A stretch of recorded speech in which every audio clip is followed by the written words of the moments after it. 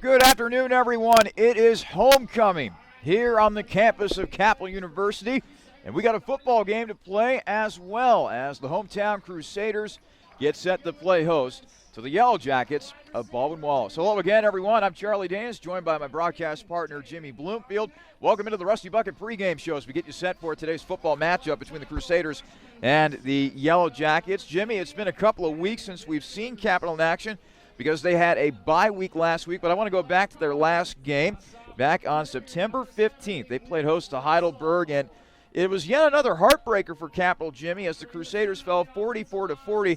A great game by Thomas Wibbler. He went 35 of 56 through the air for 349 yards and 2 passing touchdowns, and he also had 85 yards rushing and 3 rushing touchdowns. Despite those contributions from Wibbler, Capital once again comes up short. Yeah, it was a great last drive there, too. They were down by, 17 with 5:30 to go in the third quarter of action. So, I mean, just a nice job by the team getting back in the game. We thought it might be the beginning of the end kind of for us in the middle of that game, and then all of a sudden they rally off 14 unanswered points, actually get a late lead in the game, and actually it was 20 unanswered points. They led 40-37, and then Heidelberg drives down, gets a touchdown. Capital had one last chance and got it to this side of the field, about 20 yards short if my memory serves me right, and just couldn't come up with enough plays to win the game. So, Jimmy, going forward with this Capital team as they try to get their first win of the season period, I think one thing that has really got to improve for Capital going forward is they can't have Thomas Wibbler, of all people, be their leading rusher. I know that this Crusader squad is dealing with a young offensive line with a bunch of sophomores, particularly in the middle of that O-line, but they got to be able to open up more holes for tailbacks like Evan Butler. Yeah, and they've clearly made an effort to kind of conserve Heater, so it's kind of interesting coming out of the bye. We'll see if Heater gets more carries. He's been more of a weapon out of the passing game for them. And the running game has just been non-existent, like you said, Charlie. Last week they rushed for 111 yards, but 85 of that was from Wibbler, who was running for his life a lot of that game. Evan Butler had 9 carries for 10 yards. Ship really never got going, 2 carries for 9, and Heater ran for a touchdown but was 6 for 7. So obviously they're going to need something a little bit more out of this rushing attack. But if not, I mean, Wibbler has shown the ability. This is actually the number 1 offense in the OAC right now. It's been only a few games, of course, so that might change. But Wibbler, I mean, if this team had a few more wins, would be in the OAC Offensive Player of the Year discussion. Probably still is, despite the record. Just the numbers that he is putting up. And he ran for 3 touchdowns last week. He also threw for 349 yards and 2 touchdowns. Had over 400 yards of total offense when you add up his passing and his rushing. So he has been absolutely incredible. And like you said, Charlie, having that ground game not only will help Wibbler, but it'll help this defense. If you can eat some more clock up on these drives, your defense is not out there for as many possessions as they were for last week. Heidelberg ran 62 plays last week. Capital ran 91. There was a lot of plays. It was a very up-tempo game. And you'd like to see maybe a few less plays on the other side and try to kind of grind out possession a little bit more. Coming up, we will take a look around the Ohio Athletic Conference. More of the Rusty Bucket pregame show coming up after this.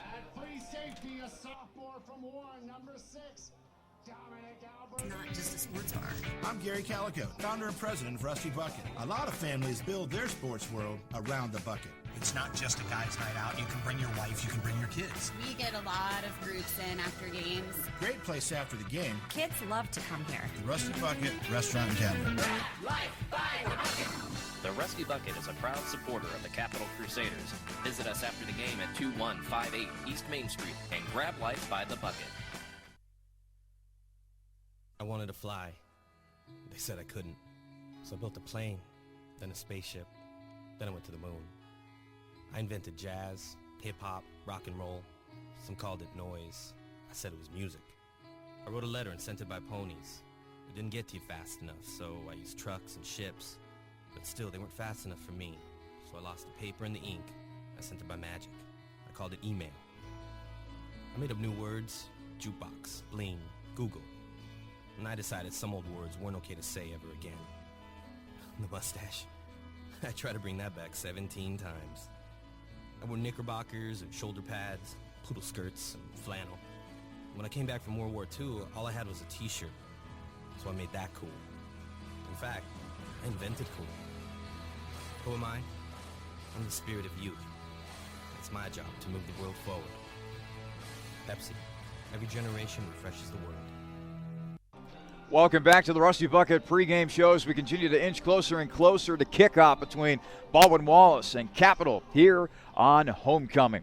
Now time to take a look around the Ohio Athletic Conference. This is brought to you by Two Men and a Truck Moving Company. First, the reigning offensive, defensive, and special teams players of the week around the OAC. And we start with a player that Capital will be seeing this afternoon, that being quarterback Jake Hudson of Baldwin Wallace. Hudson was responsible for 4 touchdowns in the Yellow Jackets' 34-10 road win over Heidelberg. Hudson completed 18 of 27 passes for 256 yards and 2 touchdowns and rushed for another 60 yards on 14 carries. The defensive player of the week in the OAC, that belongs to Mark Niles, junior linebacker out of Miramar, Florida, plays for the Ohio Northern Polar Bears. 14 tackles, 5 tackles for loss, forced a fumble, and also broke up a pass. Helped lead the Polar Bear defense to a 13-7 win at Otterbein. And finally, another Polar Bear making it, this time as the special teams player of the week. That would be Chase Watson, the senior from Lima, Ohio. Made field goals of 30 and 36 yards, and his only PAT attempt in Ohio Northern's 13-7 win at Otterbein last week. Now a check of the standings around the OAC. There are 3 teams that remain undefeated within conference play. At the very top is Ohio Northern. The Polar Bears have jumped out to a 4-0 overall start and a 3-0 start in conference play. Meanwhile, Marietta and Mount Union, those are the 2 other teams that are currently undefeated. Marietta 3-0 overall, 2-0 within conference play. The same can be said for the Mount Union Purple Raiders. The rest of the standings look like this. Baldwin Wallace checks in 4th place at 2-1. Heidelberg and John Carroll are both 1-1. Muskingum is 1-2. And then Wilmington, Capital, and Otterbein, they're still looking for their first wins within conference play. Wilmington and Capital at 0-2. Otterbein at 0-3. What stands out to you around the OAC so far, Jimmy? Well, I mean, they changed the schedule up quite a bit here, so it's interesting to see the records are going to be different from what we've been accustomed to in years past. They've kind of had the same teams playing each other in the same months, and they finally have switched that up this season. So John Carroll and Mount Union, for instance, usually played earlier in the season or later in the season, and this year they played last week during Capital's bye week. So it's kind of deceiving when you have a 3-0 Ohio Northern team at the top, and their wins are against Wilmington and Muskingum, and then they beat Otterbein last week. So it's going to be interesting to keep an eye on them and if they can keep this up. They're actually at Marietta this week, as we'll get to a full schedule in just a second here, but that's a matchup of unbeaten teams. Kind of will be a real test for both of those teams to kind of be a gauge of where these teams are at in regards to the top. John Carroll is going to be a sleeping giant this season. They already have that 1 loss, so they're kind of buried in the standings right now, but their 1 loss was against Mount Union in a 13-point game. So don't sleep on them. They're fine. It's just early in the season. John Carroll's going to be at the top in a few weeks here. Before ending this segment, let's go ahead and take you back to scores from last week. Again, Jimmy referenced this. Mount Union defeating John Carroll by a score of 23-10. It took not 1 but 2 defensive touchdowns by the Purple Raiders to ultimately put John Carroll away in that game. Ohio Northern defeating Otterbein 13-7. It was Muskingum that triumphed over Wilmington 31-24. And finally, Baldwin Wallace 34-10 over Heidelberg. Here's what the schedule looks like today. Mount Union will make the trek to Westerville to take on the Otterbein Cardinals, who are still looking for their first win with an OAC play. Wilmington plays host to Heidelberg. Muskingum, they will play host to John Carroll. And finally, Ohio Northern making the trip down by the Ohio River to take on Marietta today. All those games, like this game right here in Bexley, Ohio, scheduled for a 1:30 kickoff. More of the Rusty Bucket pregame show coming up in just a moment. Dill's Greenhouse is a local family business dedicated to offering the best shopping experience and honest prices for your gardening needs. If you're in need of annuals, perennials, vegetable plants, or any variety of gardening tools and resources, Dill's Greenhouse is more than happy to get you on the right path. Dill's Greenhouse is located at 5800 Rager Road in Groveport, Ohio, and is open 7 days a week. Visit them online for more information at dillsgreenhouse.net. Dill's Greenhouse. Only nature does it better. Well, it was another tough week for Capital a couple of weeks ago as they fell to Heidelberg 44-41. But here on this homecoming day, where a lot of pomp and circumstances surrounding the program, surrounding the campus as a whole, Capital is now getting set for another game here with Baldwin Wallace. And coming up here in just a moment, you'll be able to hear my conversation with head coach Chad Rogaszewski. This coach's interview is brought to you by Dill's Greenhouse. Only nature does it better. And we'll be back with that interview in just a moment. Welcome back to the Crusaders pregame show, getting you set for the homecoming game as Capital gets set to host Baldwin Wallace here today at Bernlohr Stadium. I'm Charlie Danis, and joining me now, the head coach of the Capital football program, Chad Rogaszewski. Coach, let's go back a couple weeks. 44-40 loss to Heidelberg, back and forth game, and again your team comes up short. What were positives? What were negatives that you took away from that game? I think the positives is a team that's competing until the end. Things that we got to improve on are finishing the game. And, both of the last two, we've had the ball on offense with a chance to win it, and we haven't done it. So, that's what we've got to put our focus in, is finding what it's going to take to, find that one score, that one possession that's going to make the difference for us. And over the bye week, we put some focus into that, and then felt like we had a pretty decent week of preparation for this weekend. Thomas Wibbler, 349 passing yards, 2 touchdowns, 85 rushing yards, 3 touchdowns. What were you more impressed by, the throws he made or the runs? What he's doing well this year that's maybe added to his game is just the step-ups in the pocket. And I think that threat helps. We've talked about you step up in the pocket, keep your shoulders perpendicular to the line of scrimmage, good things happen.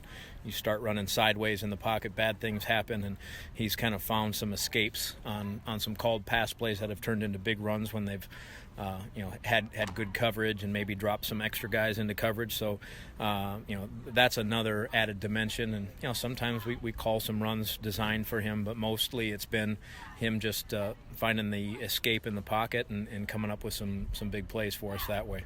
We're talking with Chad Rogaszewski here on the Crusaders pregame show. Baldwin Wallace and Capital get to square off here in Bexley today. I want to talk about another offensive contributor, Corey Heater, 10 receptions, 72 yards, 1 rushing touchdown in that loss to Heidelberg. How are you going to utilize him going forward? Because I saw that you used him in a lot of passing plays in that game. Yeah, really we feel like we've got the depth at tailback now to use Corey kind of the way we felt we could use him since we've been here.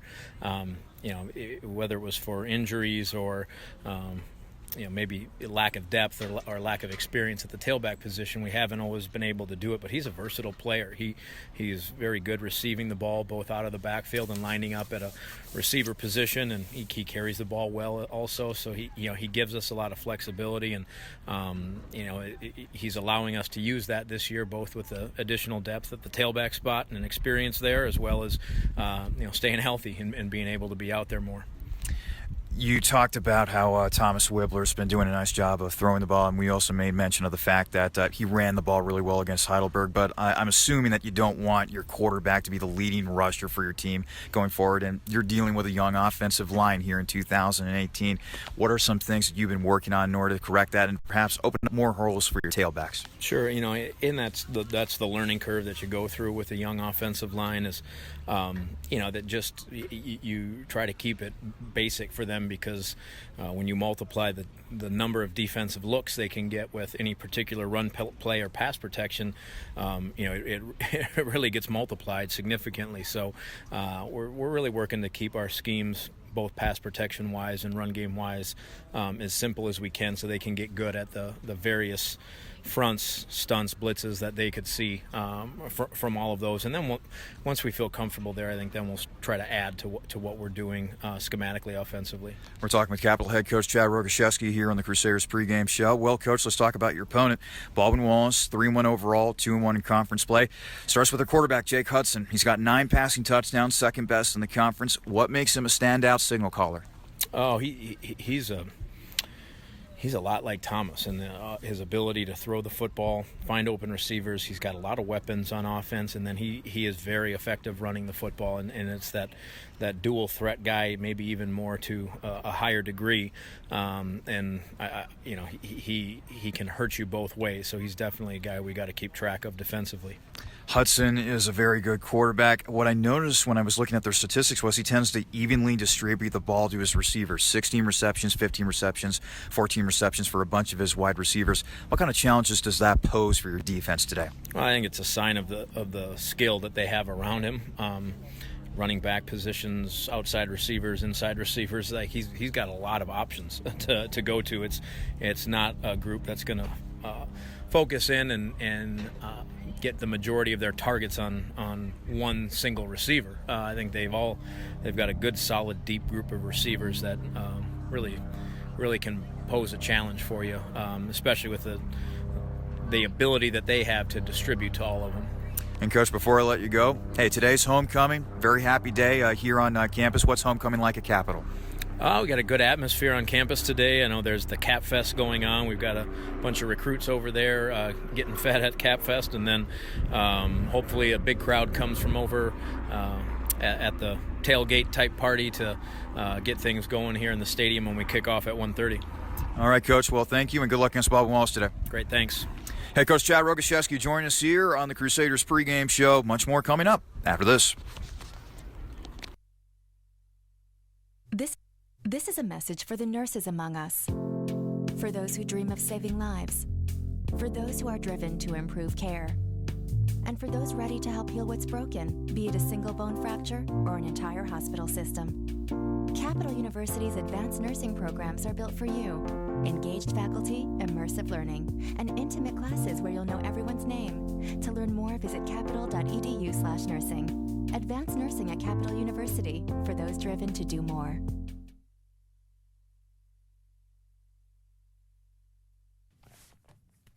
Welcome, everybody, here as we roll along in the Rusty Bucket pregame show. I'm Ryan Gasser, and we're joined here with a special guest, junior wide receiver Wyatt Pertussit. And Wyatt, first of all, I think the thing that has been talked about a lot here in the last couple weeks is that the media caught wind that you were the first openly gay wide receiver to catch a touchdown pass in a collegiate game at any level. So for you in that moment personally, what did it mean, and what do you think it meant for the LGBTQ community? You know, in that moment, it was actually just completely overwhelming. Like, I didn't really understand what was happening at that time. You know, leading up to the catch, to the celebration with my team after, it was all just a really, really good feeling just because, you know, this has been a goal for me since I really came here my freshman year. And to actually achieve that, going through the adversity that I have, you know, is probably one of the greatest feelings that I've felt in a while. So I feel really good about that. I definitely want it to mean that, you know, there are certain type of athletes that are still doing this. They are open athletes who are trying to pave the way for the younger ones that are trying to do the same thing. So that's what I kind of want to do. I kind of want to just help pave that way for the younger generations that may be going through the same things that I am. You know, really be successful and show them that you can be so. And Wyatt's story was actually picked up as part of a segment on ESPN's Outside the Lines. Bob Lee recognized your story as one of the most underreported news stories in the cycle here over the past week. So congratulations on that, and congratulations on your first career touchdown catch. Now we move on, and now the objective is to beat BW. So, you know, it's been a rough couple of weeks for the team. You come off a bye, though. So what does the rest mean to you? What does it mean to the team? And are you guys really revving and ready to go? Yeah, so that rest, we really, really wanted to work on our fundamentals, you know, perfecting everything that we could. I know as us with the wide receiver position group, we really focused on our routes, you know, making them crisp, looking at how their defenders play so, like, we can actually, you know, move them off of our route. Really just working on perfecting everything that we can do. I say that with...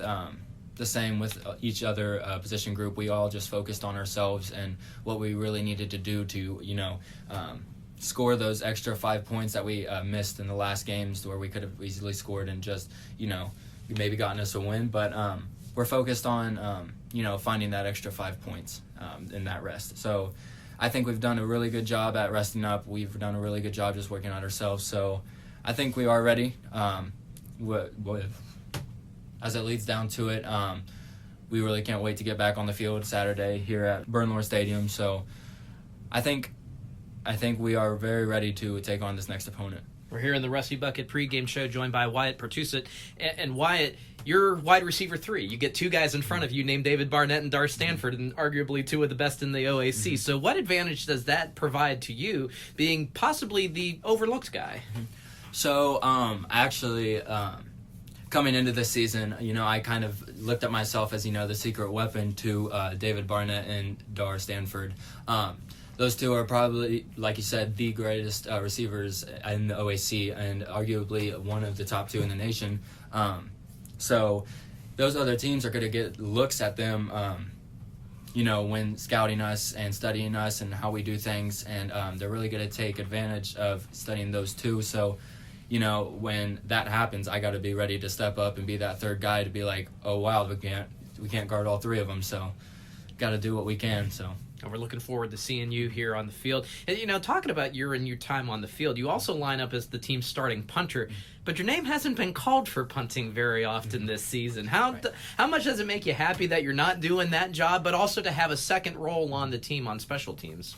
It really makes me happy that we aren't using it as much. I love punt, and I love being able to showcase what I can do with my leg, but if we're making plays on the offense and I'm making plays at receiver as well as our other 2 receivers, Dar and David, I'd probably choose that 100 times over just punting. So, very good. Now, looking across the field one more time at the BW defense, what do you know about them that will provide either you or Capital maybe a challenge and maybe something that you look to expose today?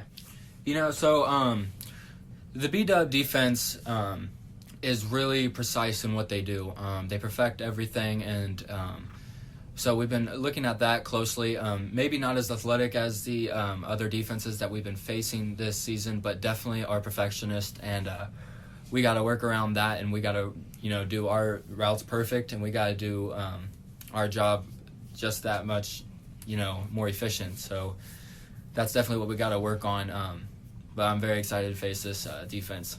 Well, we're very excited to see you out there facing that defense, and we're hoping that you pull down a W and just leave the B out of it as we take on the BW Yellow Jackets today. Here as we roll along in the Rusty Bucket pregame show, if you want to catch Wyatt's story, it's featured on our athletics website, athletics.capital.edu, as well as the ESPN On the Line footage. Or if you want more information about your Crusader football team, again, go to athletics.capital.edu or follow us on Twitter @CatCrusaders. Wyatt, thanks for joining us. Thank you for having me. All right, this has been junior wide receiver Wyatt Pertussit. I'm Ryan Gasser as we kick it back out to Charlie and Jimmy in the Rusty Bucket pregame show.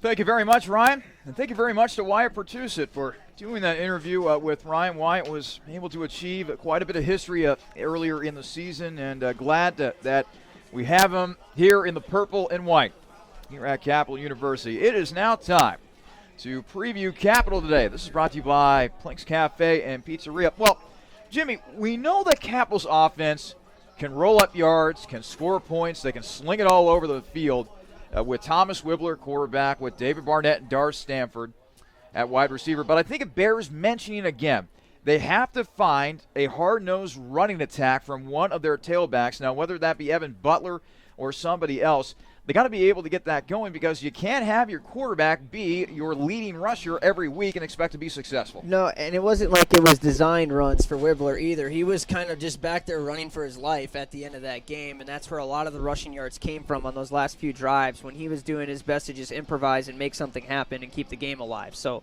I think that's important to point out. And this is the number 1 passing attack by a mile in the entire conference right now. At yards per game, Capital is at 354. Interestingly enough, Baldwin Wallace is number 2 at 279, less than 70 yards per game, lower than Capital. So obviously the passing is not a problem. It's the rushing, 130 per game, 9th in the conference. And as you mentioned, a bulk of that is actually Wibbler. So I'm interested to see if they use Heater a little bit more. His injury problems have been well documented over the last few years, and I think a lot of it early in the season was just trying to keep him fresh coming out of the bye week, I think this is a good time to maybe lean on him a little bit more in the running game. They've been using him in the short passing game quite a bit, and I'll be interested to see if they use him as a rusher more frequently here in this one. Again, coming out of a bye week, I think this is the time to use him. Good timing as Baldwin Wallace comes out onto the field. That leads us right into our Yellow Jackets preview, brought to you by Plank's Cafe and Pizzeria. And as I mentioned with Coach Rogaszewski, Jimmy, when it comes to Baldwin Wallace, it starts with their quarterback, the senior Jake Hudson, the reigning OAC Offensive Player of the Week. Yeah, and I mean, just to point out, 2 weeks ago, Wibbler was actually the Player of the Week. So this is, like I just said, statistically the two best passing offenses in the conference. Very good numbers. Basically, Hudson is second in every single category because Wibbler's first, actually. 74 completions, ranked second. His completion percentage is 65.5%. That's second in the conference. 240 yards per game. That's third in the conference. He's second in touchdowns with 9. He's thrown just 2 interceptions, as well as passer efficiency rating of 161 is second as well. So obviously a very talented passer that they have here. He's thrown for 2 touchdowns in 3 of the 4 games this season. The only one he didn't was against Mount Union. So he's a very good player that we're going to have a lot of problems with today, as we've got 2 really talented quarterbacks in this matchup. And you know what's really interesting, Jimmy? Looking at Baldwin Wallace's statistics, Chad Steinwalks, he has 16 catches. Deion Greer has 14 catches. Jordan Leverett has 15 catches. Rob Wolfington has 11 catches. They don't depend on one particular guy in the passing game. What makes Hudson's season statistically all the more impressive is that he's spreading the ball around. Yeah, there's, like you said, there's no one key player that they throw to. Leverett, I guess, would be the guy who has the most yards per game in 80.8, but he has just 1 touchdown. So it's not like he's a guy that they're continuing to pepper the ball to. And he really likes to spread it around, like you said. So that makes it even harder. You know, you can't focus on one guy. Sometimes it's kind of a blessing when one guy gets a bulk of everything on the other side. You can kind of key your efforts toward him, but they can't do that here today because Hudson does a great job of spreading it around, and any one of his receivers could be the go-to guy today. The coin toss has just happened. Baldwin Wallace won the toss, but they have deferred to the second half, which means that Capital will be getting the ball first to begin this game. Let's now switch things over to Baldwin Wallace's defense, Jimmy. And they got some guys up front that could give Capital some trouble today.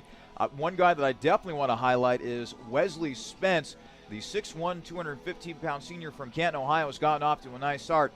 He's got 4.5 sacks from that defensive end position. Yeah, almost half of their production in sacks, 4.5. They have 10 as a team. So it kind of shows you the production he's had. They've done a nice job as well with stopping the running game this season. They're third in the conference at 100 yards per game. So that's an issue. Obviously, we talk about Capital struggling. It's not a good matchup running the football here today. And a lot of this is going to be on the offensive line for Capital. Can they stop Spence and give Wibbler time and basically just stop anybody? Because like I said, in the second half, Wibbler was pretty much running for his life in that game against Heidelberg. They did a fantastic job giving him time to throw in the first half and in the middle of that third quarter. But once it came down to the fourth quarter, Wibbler was just running for his life and doing everything he can to keep plays alive. And Baldwin Wallace has a really good up-front attack against both the pass and the run. So a lot of the pressure today is going to be on this young Capital offensive line. We're not used to saying a young Capital offensive line here, but there's a lot of room to grow when you're young, and hopefully the bye week give them an extra time and work out some of these problems in the pass protection and running lanes up front, because a lot of times Butler is just running into a guy at the line of scrimmage, and got to give him some room.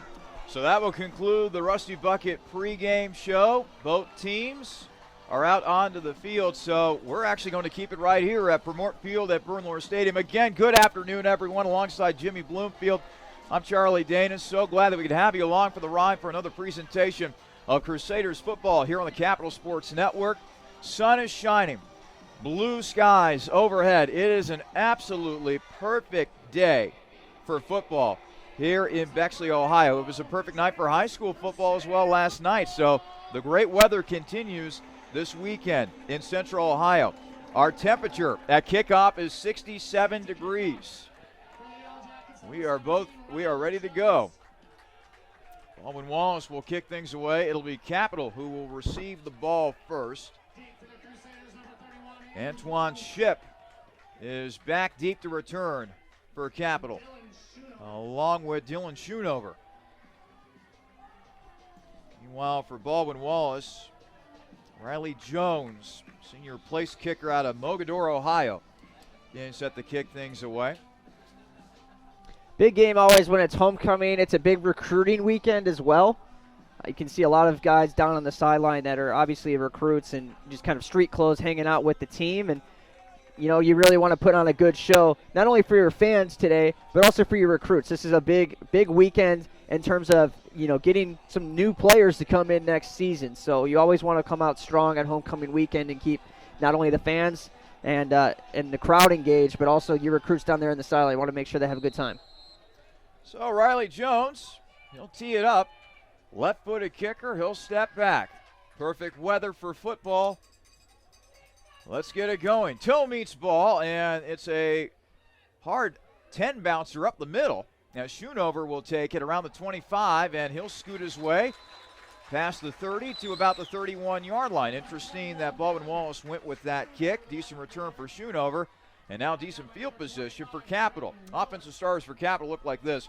Left tackle is Ben Dews. The left guard is Nick Russell. Logan Hernan is the center. Josh Boyle, the right guard. Joshua McSweeney is the right tackle. Wide receivers are Dartavius Stanford and David Barnett. The running back will be Corey Heater. Wyatt Pertussit will be at that H-back position and manning the controls for the Capital offense. Quarterback Thomas Wibbler. Wibbler will throw it complete to Stanford. Caught at the 38-yard line. First reception of the day for Dartavius Stanford. Stanford, the number 1 receiver right now in yards per game in the conference. Guess who's number 2? David Barnett. So, I mean, it's not only Wibbler doing it, but he's doing the damage to mostly those two guys, each of them over 100 yards per game, so both will be involved early and often today. And Stanford is definitely a deep threat for Capital, averaging 15.8 yards per catch. So this will be second down for Capital. Ball spotted at the Cap 38-yard line. Wibbler in the shotgun. He will now hand to Heater, but before he does that, flags fly everywhere. It looks like they're going to get Capital for a false start. Yeah, I think that's going to be on Heater as well. False start, number 79 of the offense. No, it's going to be on the left guard. A center, actually. Center. Logan Hernan, senior out of Hilliard, Ohio.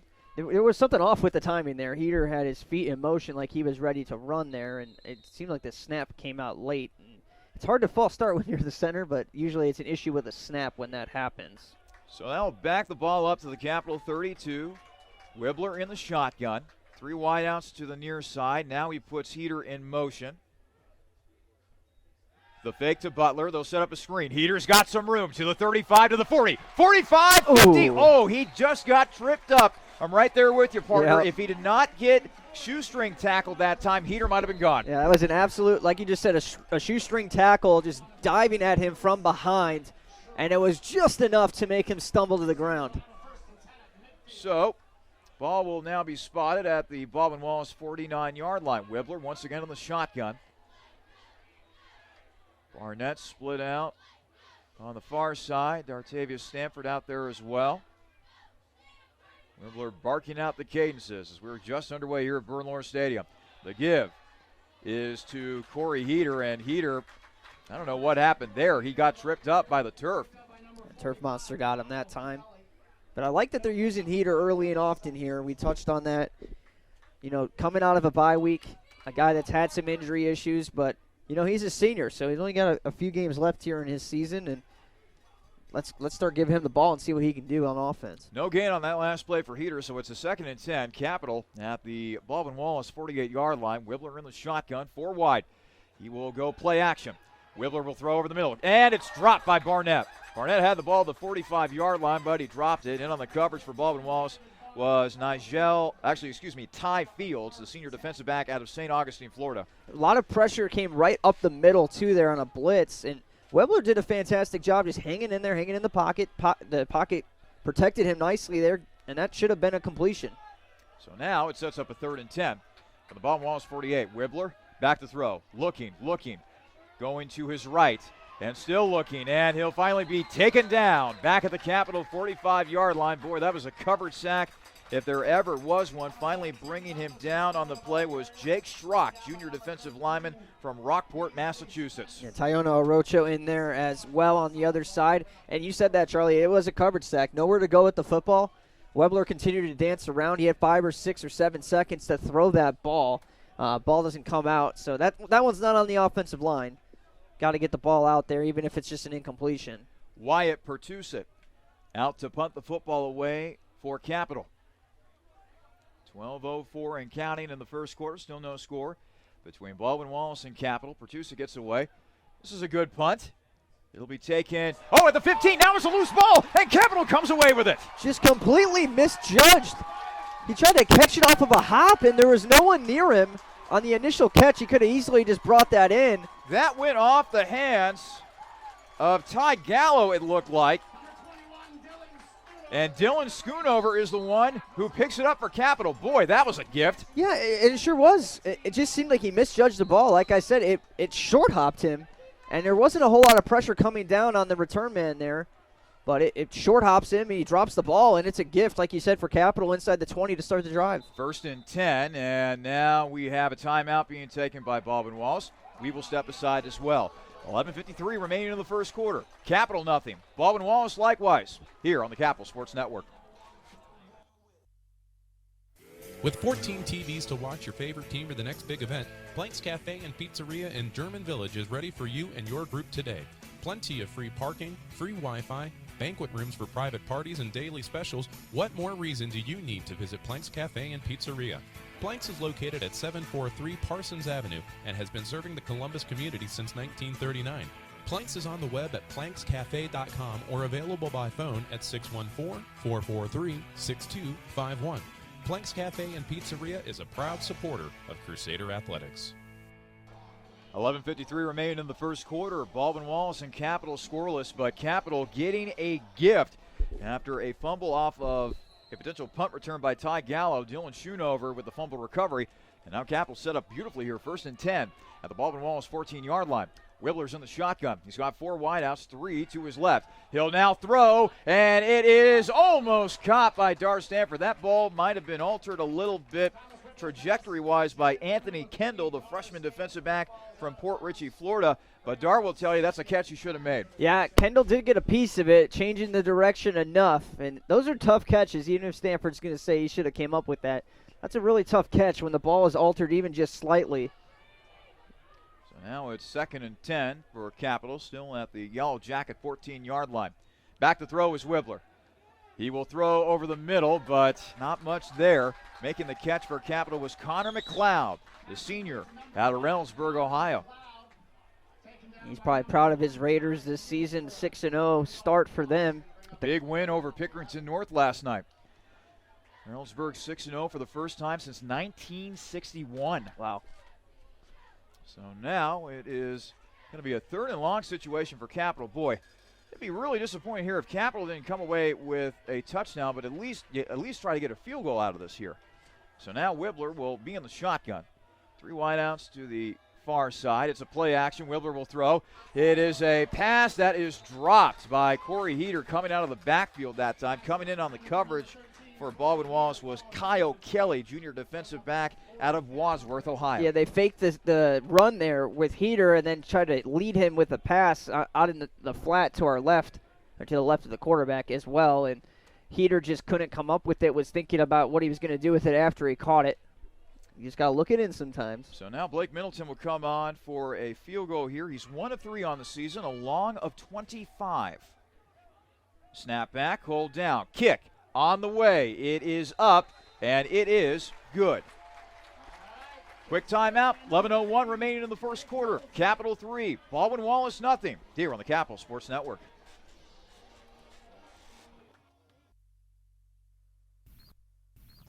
Capital University has partnered with Aramark to form Capital Dining Services. Stop in for a snack or some Crimson Cup coffee at the Capitol grounds located inside Sailor Ackerman Hall. The Capitol Court is located on the 2nd floor of the Student Union and is open 7 days a week with a variety of meal options. And don't forget about One Main Cafe, located off of the main lobby in the Student Union.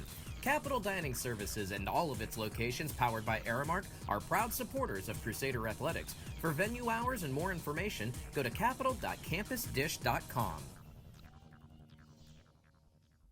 11:01 remaining in the first quarter. Blake Middleton knocking through a 32-yard field goal to give Capital a 3-0 lead over Baldwin Wallace following the fumble by punt returner Ty Gallo of Baldwin Wallace. So, Jimmy, good news for Capitalists. They were at least able to come away with some points there. Yeah, like you said, you really want to get the touchdown there. Unfortunately, they didn't, but we have an early lead in the game, so you can't complain about that. And time for the defense to do their job and get a stop. Middleton will send it skyward.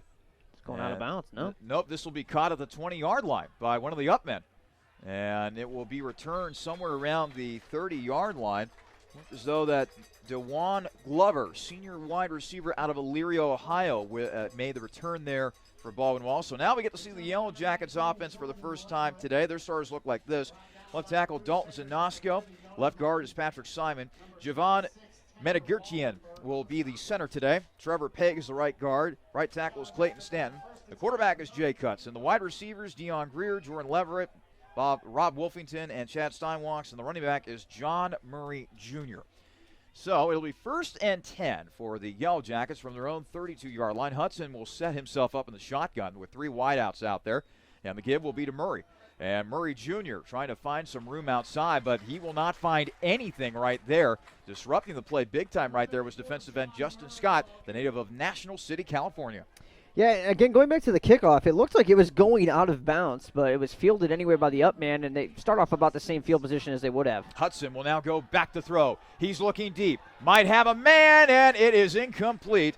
He was looking for Rob Wolfington, the senior from Rapid City, Michigan. In on the coverage for Capital was Cole Carter, junior defensive back out of Gallipolis, Ohio. And Duncan in there as well with Carter. I mean, wasn't a bad idea, but the coverage was very good downfield from Capital. There wasn't much of a throwing lane there, and I think Baldwin was a little bit lucky to get away with an incompletion, actually. 3rd and long, 3rd and 10 to be more specific. Baldwin Wallace still sitting at their own 32-yard line. A 4 wide receiver set for the Yellow Jackets as Hudson will take the snap. He will look downfield, still looking, scrambling around. He'll throw, and it is caught. Impressive catch right there by Jordan Leverett, the senior out of Cleveland, Ohio. And I think he might have enough for a first down. Yep, they're going to give him the first down as he made the catch at the B-Dub 42-yard line. And he was coming back to the sticks there. And they did a good job picking up a blitz as well. Michael Luofu was coming around on a stunt. And the left tackle for Baldwin Wallace did a fantastic job. That is, Zanosko picking up that blitz and giving Hudson enough time to find the open receiver. 1st and 10 for the Yellow Jackets from their own 42. And this will be a give up the middle and a run play that will not go anywhere that time for Capital. Blade McCauley leading the charge defensively for the Crusaders. Good stop on the run, and you want to turn them as one-dimensional as possible here early on, even though Hudson is a very good passer. If you can at least put him in 2nd and 3rd and long situations, it's a little bit easier on your secondary. 2nd and 10. Baldwin Wallace at their own 42-yard line. 2 receivers to the near side, one to the far side. Hudson once again in the gun. He'll now put a man in motion. That being Ty Gallo. Flags are flying. Throw, and it is over the head, out of the reach of Matt Lowry, senior out of Rocky River, Ohio. Now we check the penalty. Illegal motion, number 7 of the offense. 5 yards, still 2nd down. So the penalty will be called on Lowry, the man that they were trying to get the ball to on that particular play. That'll back things up for Baldwin Wallace a little bit. By the way, speaking of the defense out there for Capital, Justin Scott and Trey Zimmer are the defensive ends. Tracy League and Kobe Swackheimer are the defensive tackles. Linebackers Michael Ofo, Blade McCauley, and Cole Carter. Cornerbacks LaShawn Sanders Jr. and Jordan Duncan. Dominic Alvarini is the free safety, and Jake El Sayed is the strong safety. So a 2nd and long situation here for Baldwin Wallace. And this will be a straight run up the middle that time as they give it to Nigel Henderson, junior out of the Steel City of Pittsburgh, Pennsylvania. He'll take it to the Baldwin Wallace 47-yard line. That was one of those tough decisions going back to the penalty. If you decline it, it's 3rd and 10. If you accept it, it's 2nd and 15. Capital obviously opted to accept the penalty, and now it's a more manageable 3rd down as a result. So looking at a 3rd and 6 is Baldwin Wallace from their own 46-yard line. Hudson in the shotgun. 3 wideouts to the near side, 1 to the far side. Hudson will go back to throw. It's a deep drop, and the throw will be complete. Out to the Capital 40-yard line, making the catch, Jordan Leverett, the senior from Cleveland. Another first down for the Yellow Jackets. And Nigel Henderson gets some credit there. He picked up a blitz coming from sophomore Blade McCauley right up the middle, right at Hudson. And Henderson did a nice job picking it up. Hudson steps in front of that and finds the open receiver. BW's done a great job protecting some added pressure coming from this Capital linebacker core. 1st and 10, Baldwin Wallace at the Cap 40-yard line. Hudson once again on the shotgun. Now we'll put a man in motion, fakes the jet sweep. Hudson back to throw, still looking, dancing around, and Hudson is going to be taken down in the backfield. That was Kobe Swackhammer with the sack. He tried to rip the ball away. He's actually holding the ball right now, but they're going to call Hudson down. He went immediately for the football, and that's great instincts to try to rip the ball out there and create a turnover, but at the very least it's a sack, Charlie. Kobe Swackhammer, sophomore out of Sunbury, Ohio, 6'3", 250 pounds, making a big play right there defensively for Capital. So now it's 2nd and 12 for Baldwin Wallace at the Capital 43-yard line. Hudson will be motioning a man. Now a flag has been thrown. Is there 12 men on Baldwin Wallace potentially? So we will have to check the penalty here. 7:35 remaining in the first quarter. Capital 3, Baldwin Wallace nothing. It looks as though that Baldwin Wallace might have gotten a timeout in before the penalty was called. Let's check the call here. Timeout, Baldwin Wallace. Their second of the half. So not throwing the flags just to stop the play, it seems like. So that's already the second timeout for the Yellow Jackets. We'll take a timeout as well. 7:35 remaining in the first quarter. Capital 3, Baldwin Wallace nothing here on the Capital Sports Network.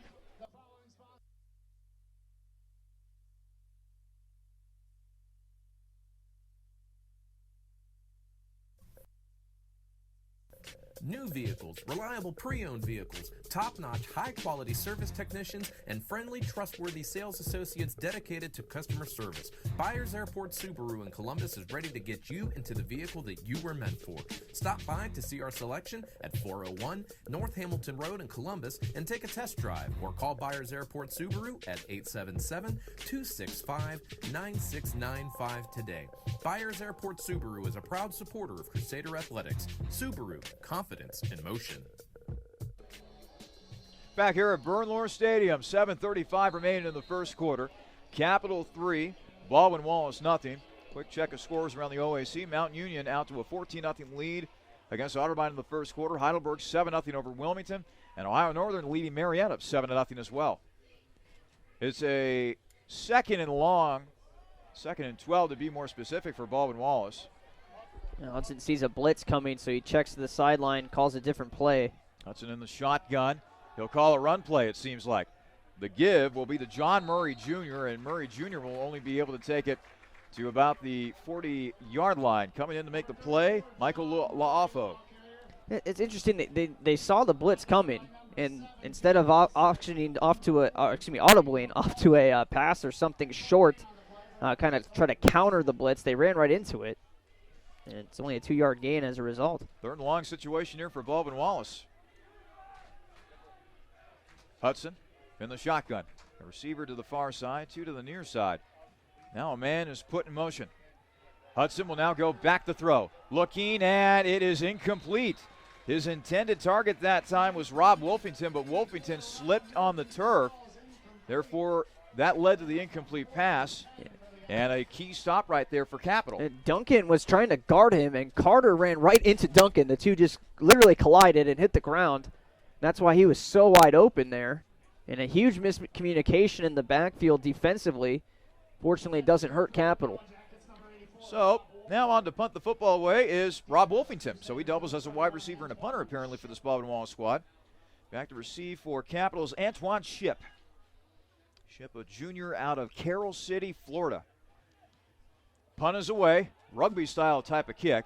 This will bounce inside the 10 and out of bounds at about the Capital 5-yard line. Nice job by Rob Wolfington right there, putting a little English on that kick. And Capital will have a long field to work with. That rugby-style kick is becoming very popular. A lot of Australian players, especially at the Division I level, starting to come over. I think Seattle's punter is now Australian in the NFL, so you're starting to see that kind of kick more and more frequently now, and there's a good reason why. It is very, very effective. Ohio State had a punter that had a rugby-style type of kick. Cam Johnson, if I remember his name correctly. On the Eagles now as well, so another NFL example. Wibbler in the shotgun as Capital takes over at their own 5-yard line. This will be a run up the middle by Corey Heater. They will spot the ball at the Capital 7-yard line, so only a decent pickup of 7 on the play. Real quick, the defensive starters for Baldwin Wallace. Defensive ends are Jake Schrock and Wesley Spence. Defensive tackle, Parker Hoffler and Mike Rush. Linebackers are Zach Poudrier, Josh Liberati, and Andrew Groves. Cornerbacks are Ty Fields and Jordan Johnson. The free safety is Kyle Kelly, and the strong safety is Matt Dunning. 2nd and 8, Capital at their own 7-yard line. Wibbler is in the shotgun. Three wide outs on the field, 2 to his right, 1 to his left. Wibbler back to throw. He will complete to Barnett, as Barnett will be ridden out of bounds at about the 15-yard line. Good pickup on the play for Barnett, and that actually results in a first down for Capital. Yeah, Ty Fields is the one that lined up with Barnett. He's actually a pretty decent matchup. He's 6'1", which is pretty tall for a corner, and kind of matches up decently, at least, with the 6'3" Barnett. You know, defensive backs are generally going to be undersized, but at least at 6'1", he kind of stands a chance there. Wibbler in the shotgun with 3 wideouts to the far side, and he will hand to Evan Butler, and Butler is bottled up immediately. Jake Schrock and Parker Hoffler quickly getting in there defensively. By the way, a note for you with that catch by David Barnett. He goes over 2,000 receiving yards in his career, and what a career it has been so far here at Capital for Mr. Barnett. Yeah, I mean, obviously he's had some gigantic seasons here and has made a nice little counterpunch to Stanford. You got some speed with Stanford. You've got your big physical guy with Barnett, who's been playing a lot out of the slot the last few years as well. And he's found a nice little niche here, obviously, with Capital. Very big target for Tom. Loss of 2 on that last play, 2nd and 12. Wibbler with the play action. Looking, throwing, caught by Barnett at the 25-yard line before he is ridden out of bounds by Ty Fields. Yeah, I don't see Barnett getting very many yards after the catch today with that physical corner on him, but he is getting some separation from Fields, which is nice. Big open target, another first down picked up on the drive to Barnett. He has both of them. And they can continue to try to shadow him with Fields, but as long as Barnett's catching it with decent depth in his routes, they're going to be just fine at picking up these first downs. Evan Butler checks out. Antoine Ship checks in at running back. 1st and 10 for Capital from their own 26-yard line as we tick under 4.5 to play in the first quarter. Capital 3, Baldwin Wallace nothing. Wibbler once again on the shotgun. Takes the snap. Now he'll toss to Ship. Ship out across the 30. He'll be bumped out of bounds at about the 34-yard line. So that'll be a decent pickup on the play there for Antoine Ship. We saw this guy last year, Jimmy, and he plays with an edge. Yeah, and they like to get him to the edge as well and use his speed out of the backfield. You see a simple, quick toss out to him. They got to move the ball today on the ground, especially with a lead early. You want to continue the clock to go right back to it. Ship with another run. And that's a decent pickup. Flags fly in. Ship was motioning that was a face mask, and it looks like that's going to be the call right here. Yeah, he lost the ball on a fumble right out of bounds, and I'm sure the face mask had an impact on that. Here's the call. Maybe not. Gotta wait. Ty Fields was in on the tackle, so he will probably, in all likelihood, be called for this penalty as they continue to sort it out. Now here it comes. Personal foul, face mask, number 1, 15-yard penalty, automatic first down. It is indeed Fields. So they'll tack yards onto that play for Capital as they move into Baldwin Wallace territory. This is a series that Capital historically has not done well. It started at the 5-yard line, and they're already across midfield. Capital 13-36 all-time against Baldwin Wallace, their last win coming in 2016. As Heater will get the ball, and he'll jitterbug his way to the Baldwin Wallace 42-yard line. The last time Capital beat Baldwin Wallace, Jimmy, you remember this game, 2016, 42-41, double overtime thriller. Baldwin Wallace went with a 2-point conversion, but they fumbled the ball, and Capital was able to hold on for the win. Had a pick 6 in that game, if I recall correctly, and that was a really fun game. 2nd and 6 now after the gain of 4 by Heater.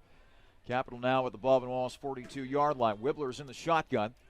Play action. Wibbler looks, throws. It is caught by Stanford at the 20-yard line. High point that ball and everything. Dar made that look easy. A big first down for the Crusaders. That was a very high throw, and Stanford went up to get it. Not the best throw from Wibbler off his back foot, but we'll take it.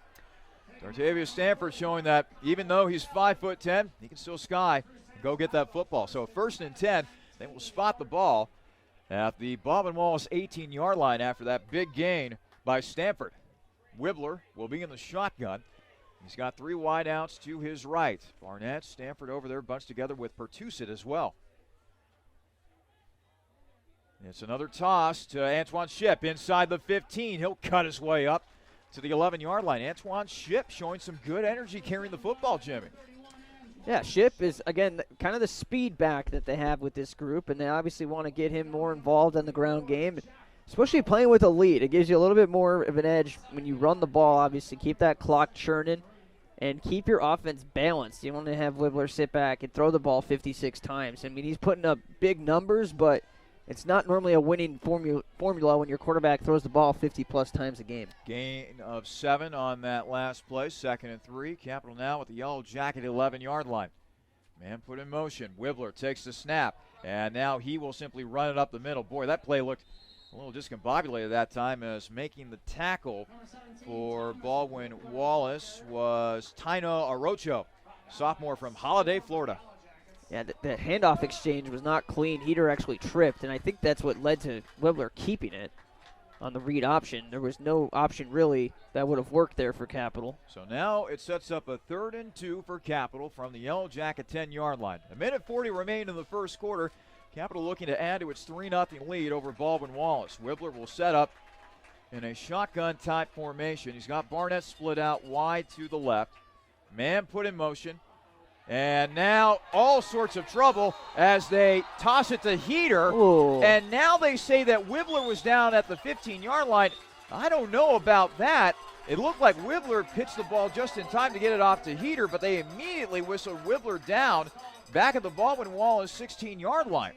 I don't think he was even down. I think they whistled it dead, when the quarterback is wrapped up. And that's a safety precaution. You don't want someone coming in and blowing his head off, obviously, but man, he was still moving around and got the ball out. Heater had some running room after making that catch, and that might have been a first down, but instead it's going to be on Middleton's foot. Middleton nailing a 32-yard field goal earlier in this game. Snap back, hold down. Kick is up. It is no good. Missed it. Wide right. 42 seconds remain in the first quarter. It is still Capital 3, Baldwin Wallace nothing.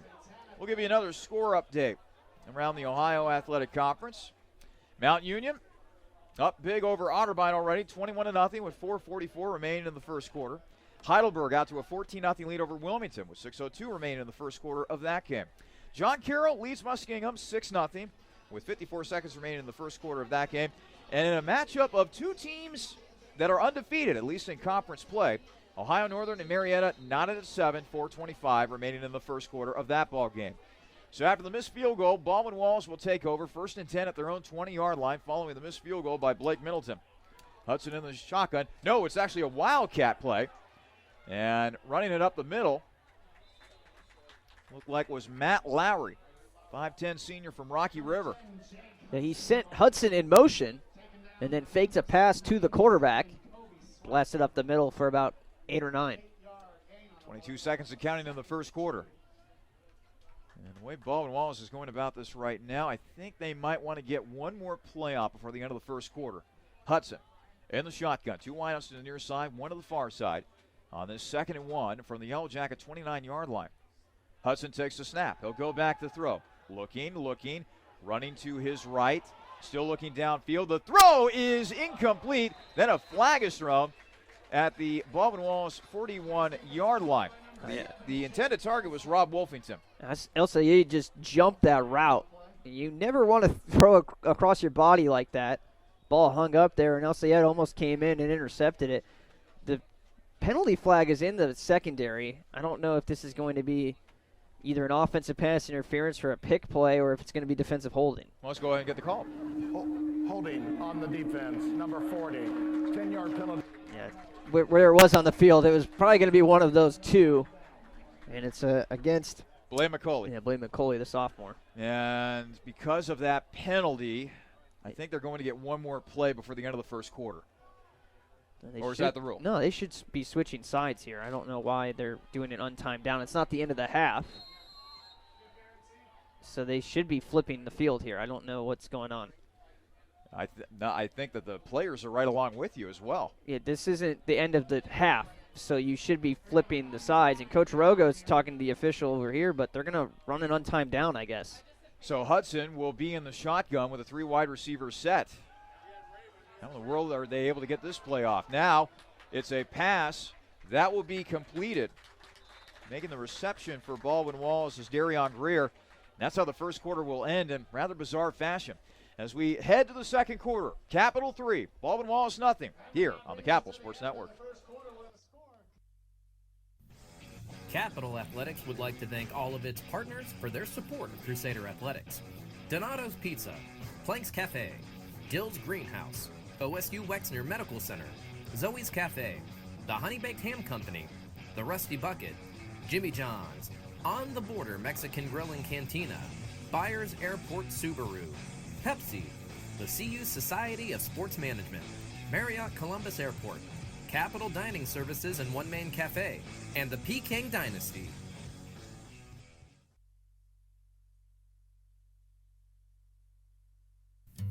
Zoe's Cafe in the heart of downtown Bexley, Ohio is a proud supporter of Capital University and Crusader Athletics.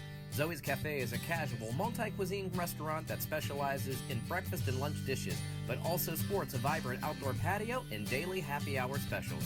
Zoe's Cafe is located at 2376 East Main Street in Bexley, just a few blocks away from Capital's campus, and can be found on Facebook by searching Zoe Cafe Columbus. Zoe is a proud supporter of Crusader Athletics. We're getting ready for action in the second quarter. It is Capital that leads Baldwin Wallace 3-0. This is homecoming here on the campus of Capital. A lot of pomp and circumstance around campus, certainly around Bernlohr Stadium, as the Crusaders look to get their first win of the season. Baldwin Wallace with a second down from their 45-yard line. And the give is to John Murray Jr., and he'll take it in the Capital territory, taking a couple of tacklers with him as he steamrolls his way to the Capital 45-yard line. Tackle made on the play by Jake Elsiad. We're seeing a lot of up-tempo here from BW. They go right back to it to start the quarter. And now let's see here. Time has been called by our officials. Yeah, the chains weren't set, and the ball was spotted incorrectly on the 45, so they move it up a yard. To the 44. Hudson, once again on the shotgun. 4 wide receiver set. Hudson back to throw. He will look to go deep. He's got a man. It is caught by Wolfington, and Wolfington will be down at the 1-yard line. Rob Wolfington making the long reception, and now Baldwin Wallace definitely in business here offensively. And Elsiad's helmet came off during the play, so he's going to have to take a play off. And like you said, right out here inside the 5 now, Wolfington was wide open. That throw was behind him too. And that's a tougher catch when it's behind you, especially when you're looking back into the sun like the way the field is positioned here, but a nice adjustment and a good catch. First and goal from the Capital 1-yard line. Baldwin Wallace will go shotgun. Hudson with 2 wide receivers to his left, 1 to his right. He'll put a man in motion. His tailback is Murray Jr. They'll give to Murray Jr., and Murray Jr. will burrow his way into the end zone for a Baldwin Wallace touchdown. Well, that was quick, and Murray Jr. showing off his hard running ability. It's up to 15 yards now, and he's got himself a touchdown. His first rushing touchdown of the season, as a matter of fact. So I'm sure Murray is pretty happy about that. I'm sure his teammates are even more happy about the fact that they have taken their first lead of this ball game. 6-3 in favor of Baldwin Wallace with the extra point pending here. On to attempt the point after for Baldwin Wallace is Jimmy Marshall. Snap back, hold down. Kick is on the way. It is up, and it is good.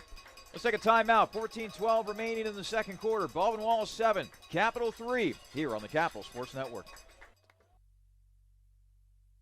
Just as fresh as its pizza, Donato's is fresh off of its 50th anniversary and still serving the Columbus area with pride. Now introducing online ordering, Donato's Pizza is ready for your order at any time from anywhere. Donato's also features a gluten-free menu and will even cater your next big event. Donato's Pizza in Bexley is located at 2800 East Main Street and is available by phone at 614-235-4477. Donato's Pizza, proud supporter of Capital Crusader Athletics. 14-12 remain in the second quarter. Baldwin Wallace 7, Capital 3. Moments ago, the first rushing touchdown of the season for John Murray Jr. from 1 yard out, and that has allowed Baldwin Wallace to grab its first lead of the ballgame. So now Capital will look for a response offensively. As getting set to kick this ball away for Baldwin Wallace is Jimmy Marshall. Kick is away. That's a boomer, too. Ship will take it at the 2 yard line. 5, 10, 15. Nice spin move. Takes it all the way up to the 20 yard line. A nice, tough return right there by Antoine Ship. Yeah, he earned every single one of those yards. Good spin move to free himself a little bit, too, and that was a nice little return. Hey, if there's anything that I learned from the Saints-Falcons game last week, the spin move. Drew Brees talked about it in his postgame show. The spin move, do it whenever you can. It can be a very effective move. So I got to wrap up. Absolutely, absolutely. Those big hits, you spin right off of them. 1st and 10. Capital at their own 21 yard line. Wibbler in the shotgun. 2 wide outs to the far side, 1 to the near side. Wibbler will now hand off to Heater, and Heater will be buried back at the 19 yard line. Coming in to make the play for Baldwin Wallace was Mike Rush, senior out of Cleveland. That last drive, by the way, for BW, a 6-play, 80-yard drive in 1:30. That is quick and efficient. Loss of 2 on that last play, so now it's a 2nd and 12. Capital at their own 19 yard line. Wibbler will set up in the shotgun. He's got Barnett split out wide to the right.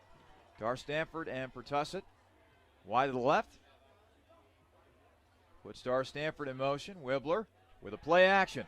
A throw over the middle, and it is incomplete. Yeah, that's and now a flag, a couple flags are going to be thrown as Stanford was the intended target. In on the coverage for Baldwin Wallace was Anthony Kendall. He got there way too soon and hit Stanford before the ball came in. That's textbook PI and a little bit of a delayed call. I think the side judge saw it, was struggling to get the flag out of his pocket, it looked like. But that's a pretty easy call. We'll see if that's officially the call now. Here it is. Pass interference on the defense, number 10. It's a spot foul. Automatic first down. So Anthony Kendall indeed was the guilty party, and that will move things up for Capital a little bit. It was a high throw. It would have been a tough catch, Charlie, too, and kind of a gift handed to Capital right there. They will spot the ball at the Capital 33-yard line. 13:22 remain in the second quarter. Baldwin Wallace 7, Capital 3. Wibbler in the shotgun. 4 wide receiver set. Joined by Heater. Play action. Wibbler looking, being chased. Wibbler will throw, and it will somehow be caught by Connor McLeod. Wow. Back at the 30-yard line. Boy, there were an avalanche of Baldwin Wallace defenders coming in on Wibbler, and somehow, some way, he was able to get the ball away. And they lost a yard. McLeod probably should have just dropped it. But they'll take that over what would have been a gargantuan loss. Yeah, if they had gotten the Wibbler. Could have been grounding, too. It looks like he was just throwing it away, and all of a sudden, here comes McLeod. So, loss of 1 on that last play, 2nd and 11. Capital at their own 33-yard line. Wibbler working with a 4 wide receiver set once again. Heater, his tailback on his left hip. Wibbler, back to pass. He'll throw. Caught by Stanford. He'll spin to the 40, dives forward to the 45-yard line, but a flag is thrown back at the Capital 27-yard line, so we're going to have to check the penalty here. It's against the offense. It looks like holding. That will negate what would have been a very good pickup by Stanford. I think it was 79 who they called. It would be Logan Hernan. Hernan in the center. It's number 78, 10 yards. It's actually the left tackle, Ben Dew, 78. Freshman out of Spencerville, Ohio.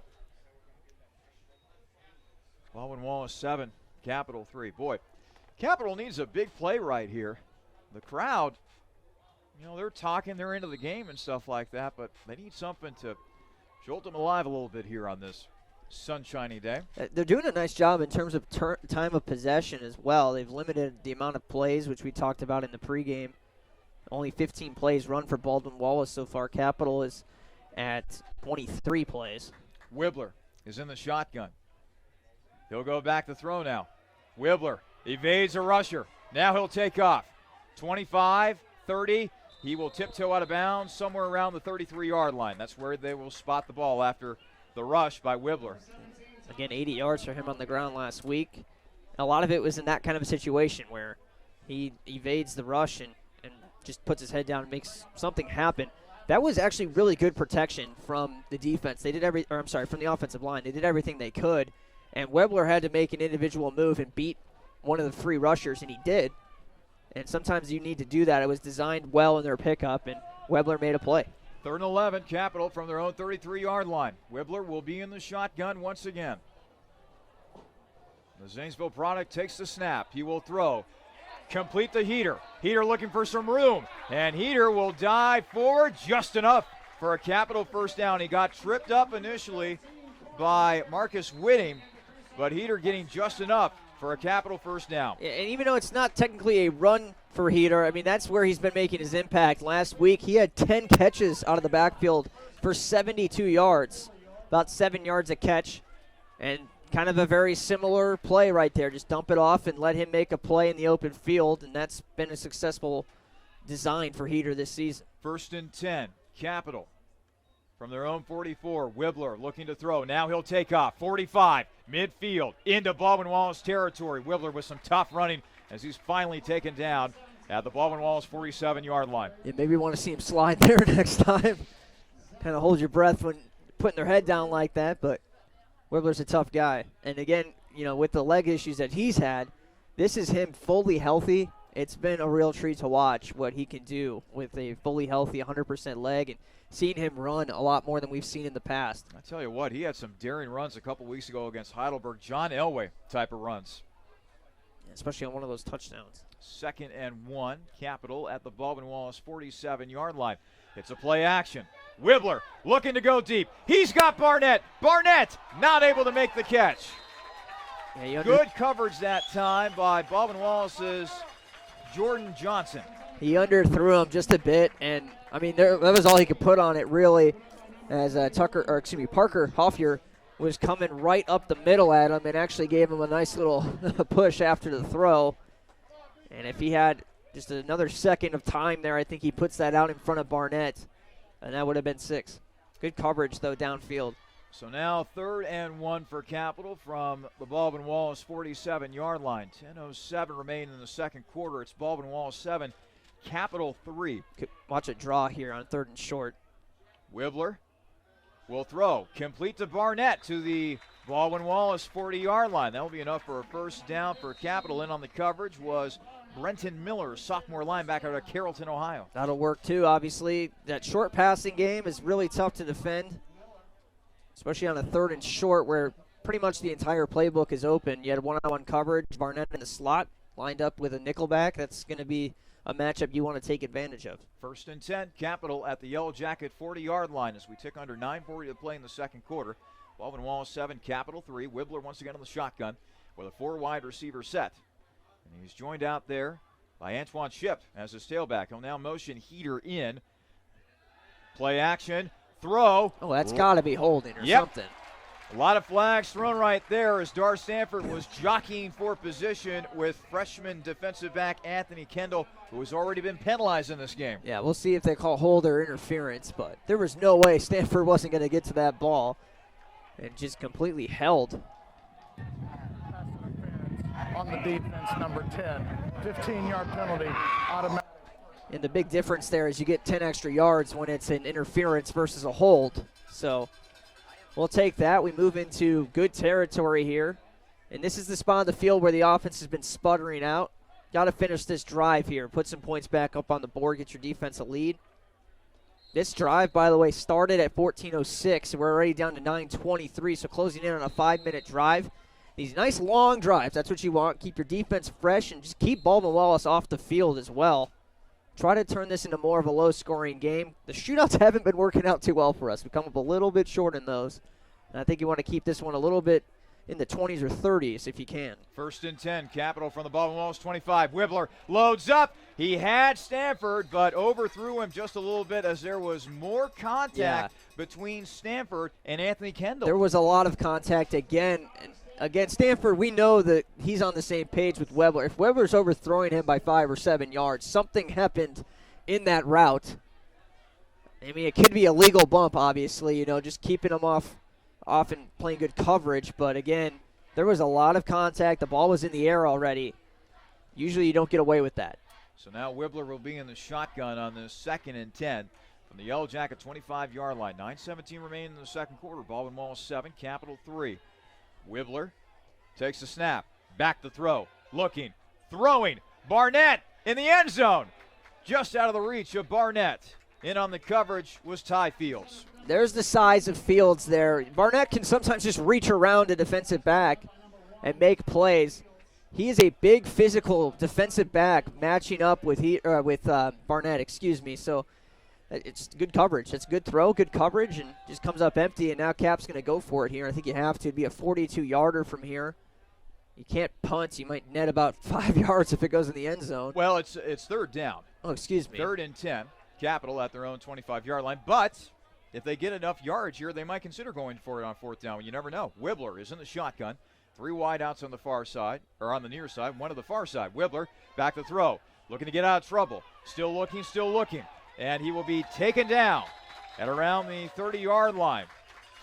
Good coverage downfield for Baldwin Wallace, and good pursuit that time defensively by Noah Jackson, a junior linebacker out of Lorain, Ohio. I got a little ahead of myself. Now it's 4th, and the same situation, basically. You need to go for it here. They will.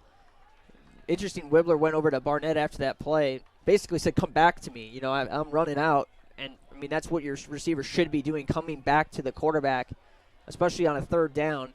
He's not going to throw it up in the end zone there. He's looking for something to just drop it off and get a few yards for this 4th down. 4th and 14, Capital at the Baldwin Wallace 29-yard line.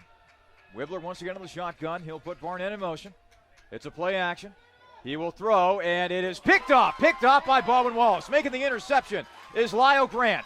And Grant will take it back to the Baldwin Wallace 24-yard line. That is the first interception of the season for Thomas Wibbler.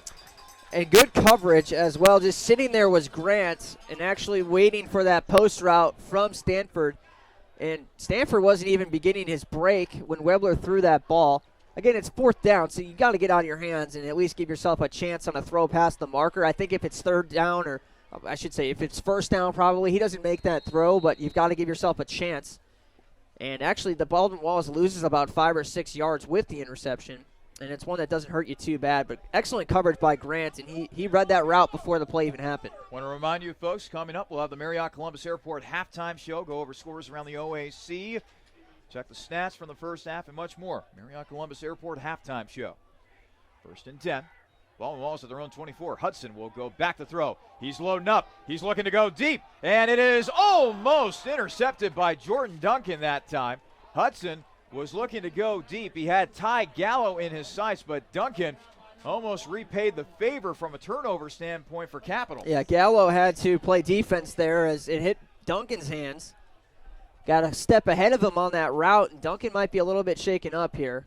He's going to come off for this play. Hudson will give off to his tailback, John Murray Jr. And Murray Jr. will take it to the Baldwin Wallace 28-yard line. Freshman out of Withrow High School in Cincy. He's looking really good early in this contest. Already has a rushing touchdown and now has 5 carries for north of 16 yards, so solid average. Gain of 4 on that last play, 3rd and 6. So now Capital has a chance to make a defensive stop right here as Baldwin Wallace will set up shop at their own 28-yard line. Under 8 minutes to play in the second quarter. Baldwin Wallace 7, Capital 3. Hudson once again, you guessed it, in the shotgun. Hudson back to throw, looking, evades a tackler, now scrambling for his life, has more than enough for a 1st down. Across midfield, into Capital territory. Nice running that time by Hudson as he's finally taken down at the Capital 48-yard line. And a blown opportunity right there for Capital defensively. Yeah, Wyatt Long, number 22, came free, had him in the backfield, and then just a couple of stumbles, really, from Hudson. and he gets about 20 yards. 1st and 10. Hudson over the middle, and it is complete. Complete inside the 30-yard line. He finds his target.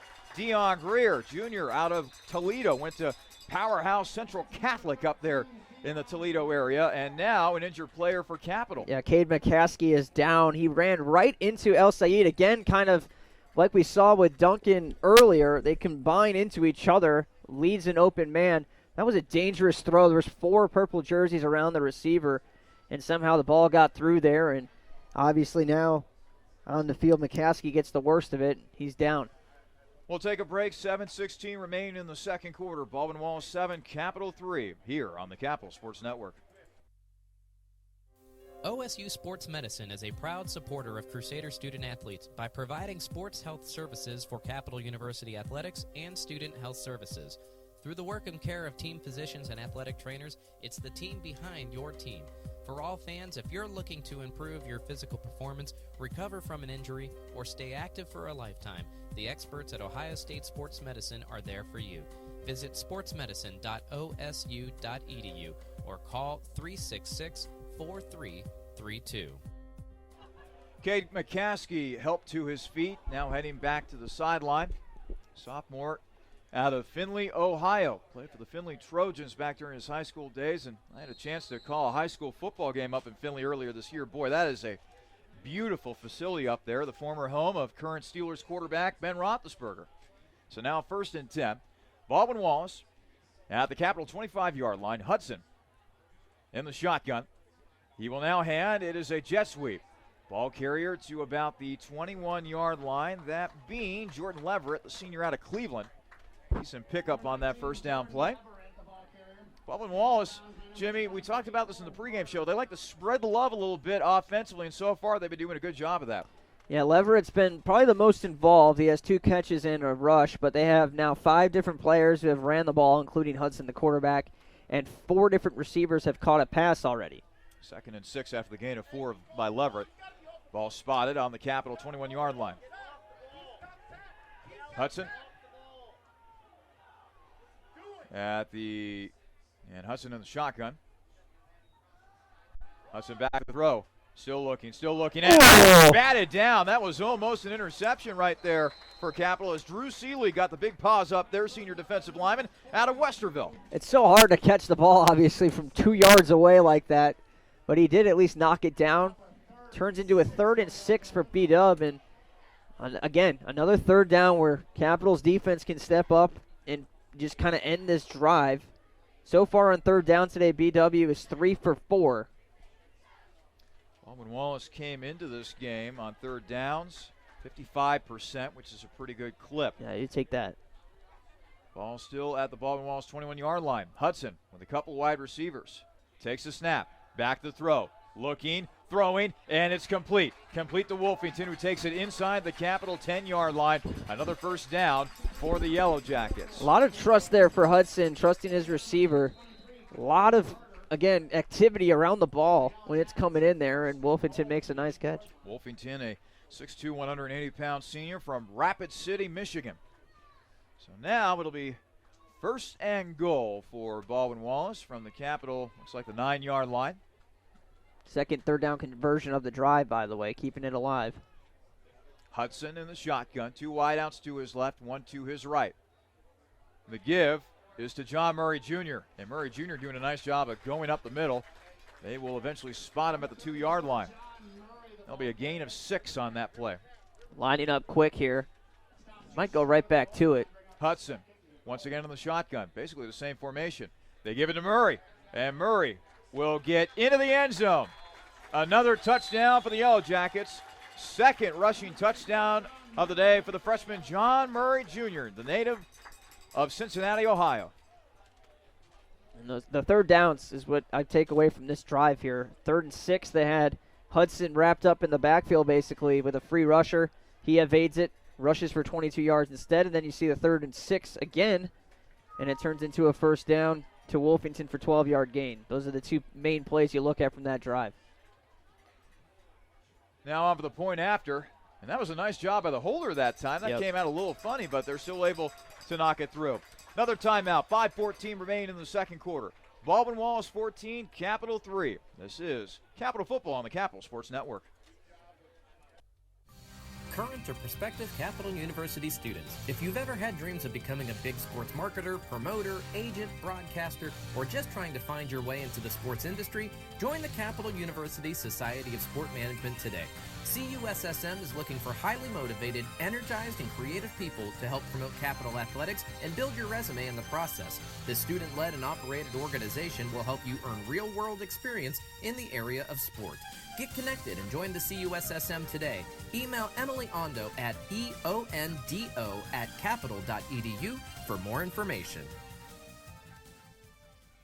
5:14 remain in the second quarter. It is now Baldwin Wallace 14, Capital 3 after another rushing touchdown by John Murray Jr., his second of the game. And now Capital needs to mount a response here offensively as they get set to receive another kickoff here from Jimmy Marshall. Marshall will send it deep. Antoine Ship will take it at the 7, 10, 15, 20, 25. And he will be bounced around a little bit before he is taken down finally at the 26-yard line. Making the special teams tackle was Dominic Bowman, the freshman from Canton, Ohio. So before these two teams retake the field once again, want to give you folks an update from the Division I ranks. A big upset could be brewing in ACC country with 4 minutes remaining in the third quarter. It is unranked Syracuse who leads third-ranked Clemson 16-10. And from what we have heard, freshman quarterback Trevor Lawrence, who was recently named the starter for the Clemson Tigers, had to leave the game because of a right shoulder injury, and he is a right-handed thrower. So we will keep you updated as to whether or not that game could get interesting. Again, a major upset could be brewing down there at Clemson as one of the top 5 teams in the nation could go down today. Yeah, obviously, interesting story there with Kelly Bryant and all of that situation. Probably got a little bit of a smile on his face right now that Clemson's losing. 5:08 remaining. Meanwhile, here in the second quarter in Bexley, it is Baldwin Wallace 14, Capital 3. Let's see if Capital can get something going here offensively. Wibbler will be in the shotgun. He'll put Corey Heater in motion. And the give is to Antoine Ship. He'll shake off a tackler, and he'll run it to the 35-yard line. Boy, nice, tough running that time by Antoine Ship. Baldwin Wallace had a chance to nail him for a loss of 2, but instead he turns that into a gain of 4. Yeah, Ship already 4 carries for 24 yards, so been productive, and they're going to keep him out there. The last 3 drives for Cap, by the way, they stalled out at the 15 after the turnover, got a field goal. They stalled out at the 17 and missed a field goal, and then they stalled out at the 29. So they're getting down into BW territory, but they've come away with just 3 points in the last 3 drives. Thomas Wibbler once again in the shotgun. Play action, throw, complete. And Barnett making a juggling catch at the Capital 40-yard line, about a yard short of the first down, so this sets up a 3rd and short situation. Yeah, again, the playbook is wide open here. Could draw with Wibbler, could give it to Heater up the middle, or go back to the quick passing game like they did on the last 3rd and 1. So, 3rd and 1, Capital at their own 40-yard line. Wibbler in the shotgun. 2 receivers to each side of the field in this 4-wide set. Corey Heater checks in as tailback. He's on Wibbler's right hip.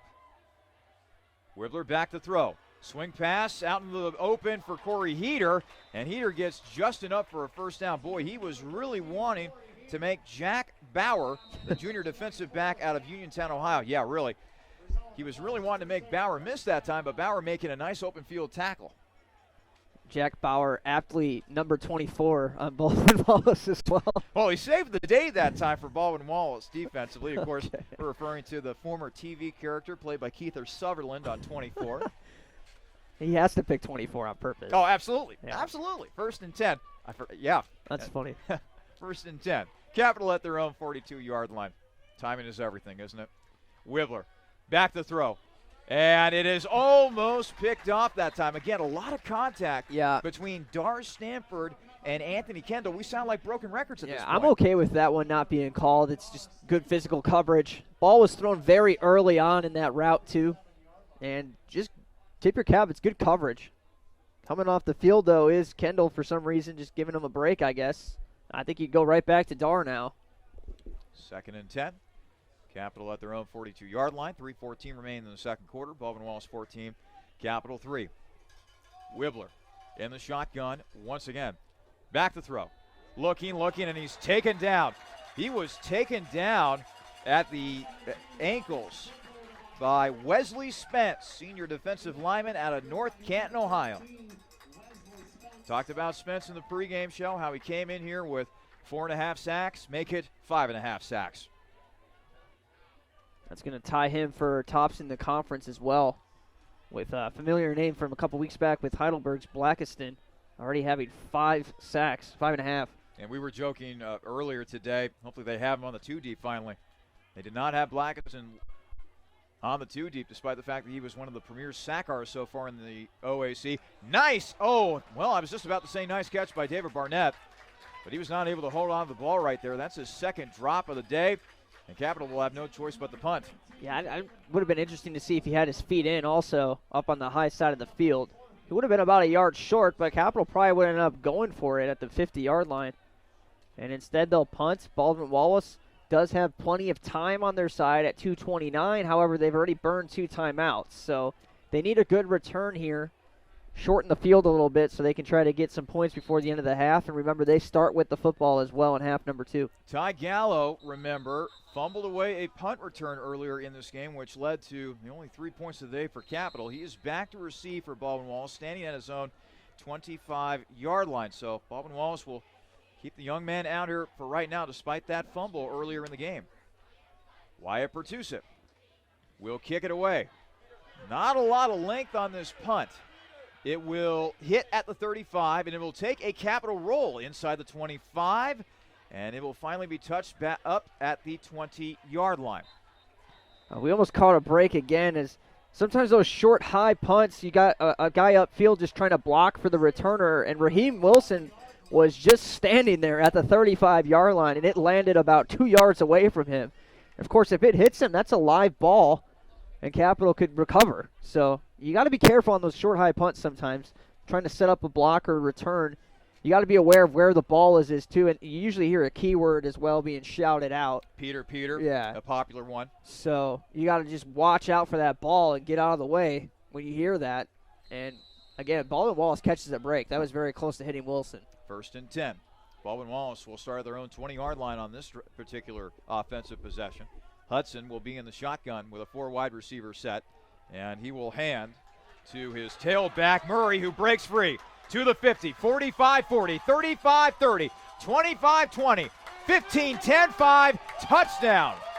The 3rd rushing touchdown of the half for John Murray Jr. He exploded out of there like he was shot out of a cannon that time.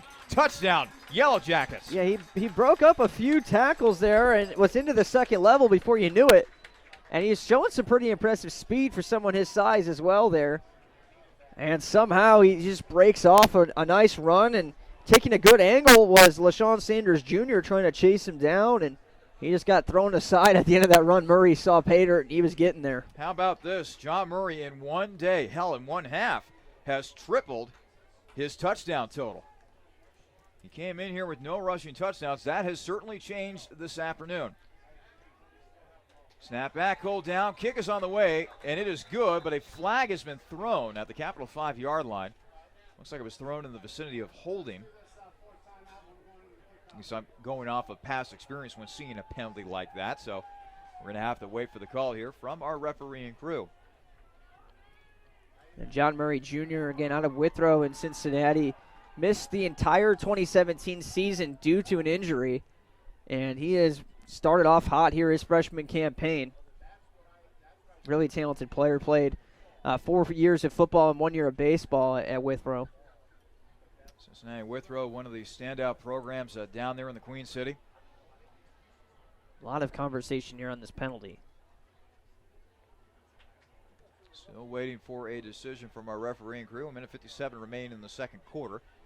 Right now, it's Baldwin Wallace 21, Capital 3. All 3 of Baldwin Wallace's scores have come via the legs of John Murray Jr., the 6'1", 195-pound freshman out of the Queen City of Cincinnati.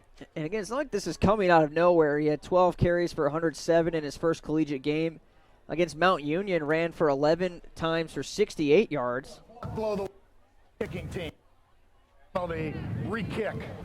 So they will re-kick the point after after a low block.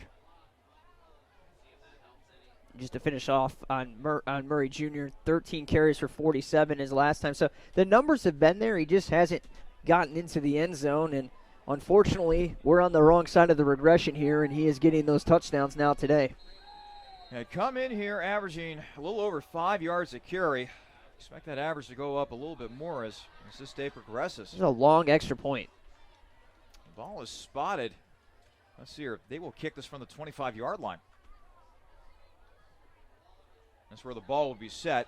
Snap back, hold down. Kick is on the way, and it is good. Oof. Good leg from Marshall there. Really hugged the right post, but nice power on that kick. Timeout. Minute 57 remaining in the second quarter. Baldwin Wallace 21, Capital 3 here on the Capital Sports Network. When looking for great food at low price, be sure to visit Peking Dynasty on the corner of Livingston and Sheridan right near the Capital University campus. Peking Dynasty has a large selection of Chinese food and sushi, along with great tasting chicken and beef selections that can please any appetite. In addition, Capital University students receive discounts with a valid ID any day of the week. That's Peking Dynasty on the corner of Livingston and Sheridan right near the Capital campus, where we are proud to say, Go Cap. Minute 57 remaining in the first half. Baldwin Wallace 21, Capital 3. I want to remind you folks that coming up at halftime, we'll have the Marriott Columbus Airport halftime show for you. And during that special halftime show, you'll be able to hear Ryan Gasser's conversation with Capital Athletic Director Roger Ingalls. A wide-ranging discussion about the state of Capital Athletics, what's happening now, and what plans on happening in the not-too-distant future. That is all coming up on the Marriott Columbus Airport halftime show. Antoine Shipp Jr. Nice return. Takes it across the 35 to the 34-yard line. 3 timeouts for Cap now, a minute 50. Plenty of time to try to get some points. Other than the field goal, Capital's had a tough time getting points of any kind. Only points coming off of the right foot of Blake Middleton, a 32-yard field goal early on in the first quarter. Thomas Wibbler so far today, 11 of 20 for 94 yards. No touchdowns and 1 interception. Boy, before today, Capital was only one of 17 teams in Division III who had yet to throw an interception. You can wave bye-bye to that. So now Wibbler will go back to throw, and he is instantly swarmed. Nowhere to go. He'll be sacked back at the 25-yard line. Leading the charge defensively for Baldwin Wallace was Wesley Spence. I know they don't give quarter of sacks, but there was 4 players in on that sack. Loss of 17 on that last, or 7, on that last play. So now it's 2nd and 17. Capital backed up to its own 27-yard line. And now you kind of slow things down because you don't want to throw 2 quick incompletions or something and give Baldwin Wallace some more time. They're going to let this clock tick and tick and tick some more. Still take your shot and try to get a chunk here, but if you don't, at least you've run some clock. Wibbler once again on the shotgun. He'll motion Heater inside. 3 wide receiver set. Screen to Heater. 25, 30, and he'll be bumped out of bounds around the 30-yard line. Nice tackle that time by Baldwin Wallace's Noah Jackson, the junior linebacker out of Lorain. If you want that play to just kind of eat some clock up, you don't want to run out of bounds, obviously, afterwards. And now there's clock stopped at 59 seconds. Baldwin Wallace doesn't have to use a timeout. And if they can hang on to that timeout and get the ball back, you might see him take a shot. If not, it's going to be a 21-3 game if Capital can't pick up this first down. Wibbler with 3 wideouts at his disposal. Corey Heater to his left and Antoine Shipp to his right in the shotgun. Now Wibbler will go back to throw, scrambling to his left. Deep ball. No, that is going to be incomplete. Antoine Shipp was the intended target, but nice coverage up the sideline that time by Jordan Johnson. And that stops the clock. Yep. With 52.1 seconds to go here in the first half. And Baldwin Wallace, I mean, it's been a quick strike offense today for them. And they very well could decide to take a shot here and try to basically get into scoring position. Again, we saw Marshall's leg. It's actually a really good leg for a kicker at this level especially. It might not take much to get into his range. Wyatt Bertusik back out to punt the football away for Capital. He'll get it away. High wobbly kick. It'll hit at the 34, and it will roll inside the 20 and will ultimately be touched up at the 15-yard line. The 3 touchdown drives today, 6 plays, 80 yards in a minute 30, 9 plays, 76 and 3:14, and then obviously the 80-yard touchdown run, 15-second drive last time for Baldwin Wallace. So they are backed up quite a bit here, and you'll likely see them just try to run it out. But if Murray breaks a big run off, don't be surprised to see them use their timeout and try to get another big play or two. Hopefully Cap can just make a nice play on first down here, and then you'll probably see Baldwin Wallace be content with this lead and go into the locker room. 36.3 seconds remain in our first half. Once again, Marion Columbus Airport halftime show coming your way at halftime. Long-range interview with Capital Athletic Director Roger Ingalls, conducted by Ryan Gasser, Sports Information Director here at Capital.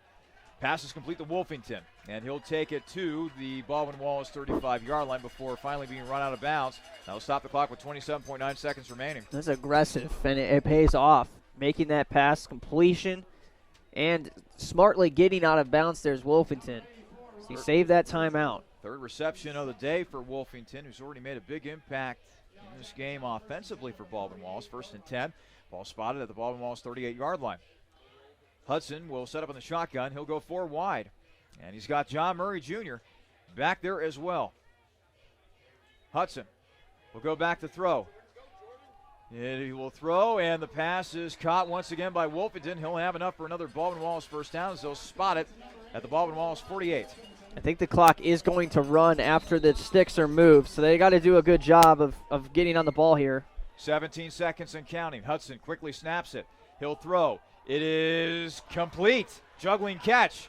And the catch is made by Darion Greer, the junior out of Toledo, and the timeout will be taken by Baldwin Wallace. I mean, you really wanted to get out of bounds there. I know he turned up field and got a few extra yards, but preserving that timeout is critical because now you've got 10 seconds. And if you had the timeout, the middle of the field would be open here. Since you don't, the middle of the field is still open, but you've got to get a first down to stop the clock and then get on top of the ball immediately and spike it. And 10 seconds to do all of that is kind of cutting it close. Spot of the ball is the 38-yard line of Capital. Jimmy Marshall has himself a pretty good leg. So at the very least, Baldwin Wallace would like to move this ball in a little bit more, get some more points before heading into the locker room. It's Baldwin Wallace 21, Capital 3. 3 rushing touchdowns today for freshman running back John Murray Jr. has been the difference for Baldwin Wallace. Honestly, they might just take a shot at the end zone here. And if they don't get it, they might have enough time to take 2 shots at the end zone. With how far out they are, they probably need to get a first down anyway for a field goal attempt. So now it's 1st and 10 for Baldwin Wallace from the Capital 38-yard line. Hudson, the senior from Eastlake, Florida, in the shotgun in a 3-wide receiver set. A man now put in motion. Hudson will go back to throw. Looking, throwing deep, and it is incomplete. That's a flag. And a flag is going to be thrown. In on the coverage for Capital was Cade McCaskey, the freshman defensive back out of Findlay. It's actually a horrible throw, but it works sometimes when you underthrow so badly. McCaskey's just caught in a bad position, and there's nothing he can do. The ball is just poorly thrown. And as a result, the receiver has to come back to it and runs right into McCaskey, and it's an easy pass interference call. So this will be a 15-yard penalty in all likelihood as they continue to sort out the penalty and figure out the spot and all that good stuff. If it is 15 yards, it would be about a 40-yard. Number 1, 15-yard penalty, first down. Yeah, I think that's the wrong number there. He would have said Jordan Duncan, but Duncan was nowhere near that Yeah, play. it was definitely McCaskey. And now they're lining up to spike it. 3.9 seconds remain. Spikes the ball, and the clock didn't move that time. 3.4 seconds. The clock should be stopped anyway. There's a penalty. Oh, yeah, that's right. So I don't know why there was such a rush to spike it. Obviously, the officials told them they needed to, but it was a defensive penalty. The clock should be stopped anyway. So now, doesn't make any sense. Jimmy Marshall will come on for a field goal here. It's going to be about 40 yards and a few inches. Marshall, a right-footed kicker. A junior out of Lakewood, Ohio. Snap back, hold down. Kick is on the way, and a timeout called by Capital. It would have been good. Just barely lofted over the crossbar, but it would have been good. So Chad Rogaszewski with a little bit of gamesmanship there. He will make Marshall think about this kick a little more. How many times do you see this work? And obviously, teams wouldn't do it if it didn't work. Quick score update for you around the OAC. They have gone to the half at Wilmington. The Quakers trailing Heidelberg 24-7. John Carroll, they are putting a whooping on Muskingum at the moment, as the Blue Streaks lead the Muskies 30-0 in that one at half. 28 seconds remain in the second quarter at Otterbein. Mount Union 42, the Cardinals 7. And finally, Marietta leading Ohio Northern 28-14 with 27 seconds remaining in the first half of that game. Once again, Jim Marshall on for the field goal. Kick is up. It is good. Wow. That was even better than the first one that didn't count. Baldwin Wallace 24, Capital 3 as we head to halftime. Coming up, Marriott Columbus Airport halftime show. You will hear Ryan Gasser's conversation with Capital Athletic Director Roger Ingalls coming up in mere moments. Again, Baldwin Wallace 24, Capital 3. You're listening to Crusaders football here on the Capital Sports Network. Welcome, everybody, to the Marriott Columbus Airport Halftime Show. I'm Ryan Gasser, and today we are joined by second-year athletic director, Mr. Roger Ingalls. And, Roger, let's talk a little shop, and then we'll talk a little Varsity C and get to know you as a person. But first, we'll break the ice with a little bit of football talk. Cap has been so close in each of its last two games, coming down to the final possession. In your mind, what has you encouraged that this team is ready to turn a corner at some point this season? Ryan, offensively, they've been fantastic. I thought the first game we were a little inconsistent. Second game against Marietta, and then the night game here with Heidelberg, we were very consistent offensively. We moved the ball up and down the field. Thomas has been incredible at quarterback. If he's not the best quarterback in his conference, I don't know who is. Offensively, obviously very excited. Defensively, I think we're much improved. The biggest area that I've seen defensively is the ability to create turnovers and get the ball back. So I'm encouraged. I see us getting better. I see us fundamentally doing things better. Offensively, like I say, just keep improving. And defensively, we're starting to make plays and starting to get stops against good football teams.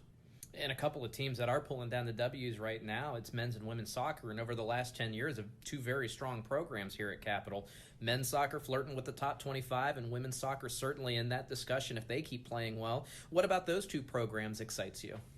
Well, we have two excellent head coaches, as we do in football. Matt with the women and Alan with our men's team are outstanding tacticians. They know the game. They break it down. They coach it very well. They play a great schedule on both sides, and they get themselves ready for conference play. And both have had a lot of success. But in all of our programs, I think the thing that excites me most is the quality of the student athlete that we have, not just as an athlete, but the type of person they are. And I think soccer really epitomizes that. We have kids who are willing to work. They show up every day. They put themselves in a situation to get better. They work to make their teammates better. And, they listen and take their coaching to heart. And those two head coaches are doing a great job of directing their programs in the right way. And, they both want to win a national championship in soccer. That's their ultimate goal. And I think that's very possible here at Capital. And I think they're getting their programs going in the direction that it'll take to be able to compete at that level. And we go along in the Marriott Columbus Airport halftime show. And speaking of Capital hosting things, Capital kind of got into that rhythm over the summer. The excitement began during July when TBT and ESPN came to town. The basketball tournament came to Capital, and what an event that was. I mean, you were here, so talk about that event, having the Buckeyes here, packed houses, back-to-back days. How much fun and how much of a success did you see that as? Well, anytime you have an opportunity to host something like the TBT at a school like Capital, you have to jump at it. Irregardless of whether you make a dime out of hosting it, the public relations boom that you get, the PR value of having 15,000 13, 14 games on national TV, on ESPN, getting that caliber of person in the gym, having the Ohio State, the Scarlet and Gray team play here, obviously helped encourage and bring in the crowd. But what's fun is like I say, the PR value of being able to have an alum sit in a cafe in San Francisco and send you a text that, hey, I'm looking at Capitol on the TV screen. This is awesome. But it's not just that, but it's those crowds that were here over the 3 nights of Friday night, all day Saturday, and on Sunday, is seeing that those are families bringing young kids and high school kids into our gym who have never been in here, might never have come in, but now have Capitol on their radar as they've seen what a great facility we have, and they've seen it, when it's the most excited you can be, when the place is packed. And people are rooting like crazy for the Scarlet and Gray team, the Jimmer Fredette's team. The caliber of player that we had here in this tournament was incredible. It really was a great success. The economic boom to the city of Bexley and Columbus, it's really it's hard to measure, but it has to be in the millions of dollars in terms of the contribution to the restaurant scene, the hotel scene, everything else here in the community. So it's another way Capitol gives back to the local community by bringing these kind of groups in. But after that tournament, Ryan, we heard from so many alums and talked about the pride of being a Capitol alum and hearing their friends say, hey, wasn't that your school on TV and that. So we're really excited. The TBT folks told us it was the best run situation that they've ever had in their 5-year history. That they had the most cooperation of any place they'd ever been was here at Capitol. Coach Jeffers and Dustin took the lead on bringing him and getting him in here, and then all of our programs contributed. All the head coaches were involved in helping staff it. Again, Dixie was our point person. The most special moment for me out of the weekend was Coach Mata was asked to come down at the end of the third quarter and do an interview, and so Jen Hale, who was the sideline reporter, asked me if I could get him convinced to come down and do it. So as we're walking down from the suite down to the court and the fans started seeing him, it became a standing ovation. And you were there. You saw it lasted for a number of minutes. And tears were in Thad's eyes. When we got back up to the box, his wife was in tears. His daughter was in tears. I mean, everyone was so touched by it. And his wife had made a comment, and my wife reiterated to me. She said, Thad never got a goodbye moment with the fans. And that was it for him. And then to hear the Ohio State kids, John Diebler and Aaron Kraft and, all these guys come up to us and thank us for giving them the opportunity to experience that college atmosphere one more time. As they all said, many of them are playing pro ball. They said there's nothing like playing in front of, a hometown crowd and what they had here. And it just made them feel so good that one more time they got to feel that experience of having the Ohio State folks here and cheering for them. Hopefully we'll be able to do that one more time. It was certainly a lot of work, but even more fun than it was work. So Athletic Director Roger Ingalls joining us here on the Marriott Columbus Airport halftime show. And if that wasn't enough, the summer was also packed with an event hosted by our alumni support group, Varsity C. They reorganized and put together one of the first golf outings that we've had in some time. So talk about the event, the people that came back, and maybe a moment that stuck out for you in reuniting some past generations of Cap fam. Ryan, I think it was just the opportunity to have 109 people out there playing golf and socializing and having a great time on a beautiful day on a great course up at Bent Tree. Nikki Workman and Tyler Schleich, they did an incredible job with their committee and the Varsity C group. We have to do more of those kind of things, reaching out, developing great relationships with our alums. I think my favorite moments was just seeing our coaching staff out on the course and hanging out at different holes. The ones that weren't playing were out at different holes and just hanging out and talking to the alums as they came through and played. And it just created some special memories. And I think everybody was there that day, had a great time. I think everyone left with some sort of prize or something afterwards as well. So it was just a great day, great atmosphere, and the kind of stewardship that we need to do with our student athletes and former student athletes. For those that may not know, what is Varsity C? Who comprises it? Can people get involved? Tell us a little bit about it. Absolutely. Varsity C is anyone who has played or contributed, played and lettered in a varsity sport here at Capitol. It can be anyone who wants to get involved, who's just a fan or a supporter of Capitol Athletics. They can be involved. We have an executive committee that meets almost every month or month and a half. And we have plans. We'll be working on next year's golf outing. We have some plans going on with some things that we'd like to do with the Hall of Fame board and interactive display down in our lobby area that Varsity C is working on. They've got a brand new apparel website up that they can go to. And I think a lot of those things they can get to through our athletics website and get the connections to the people that can really help us out.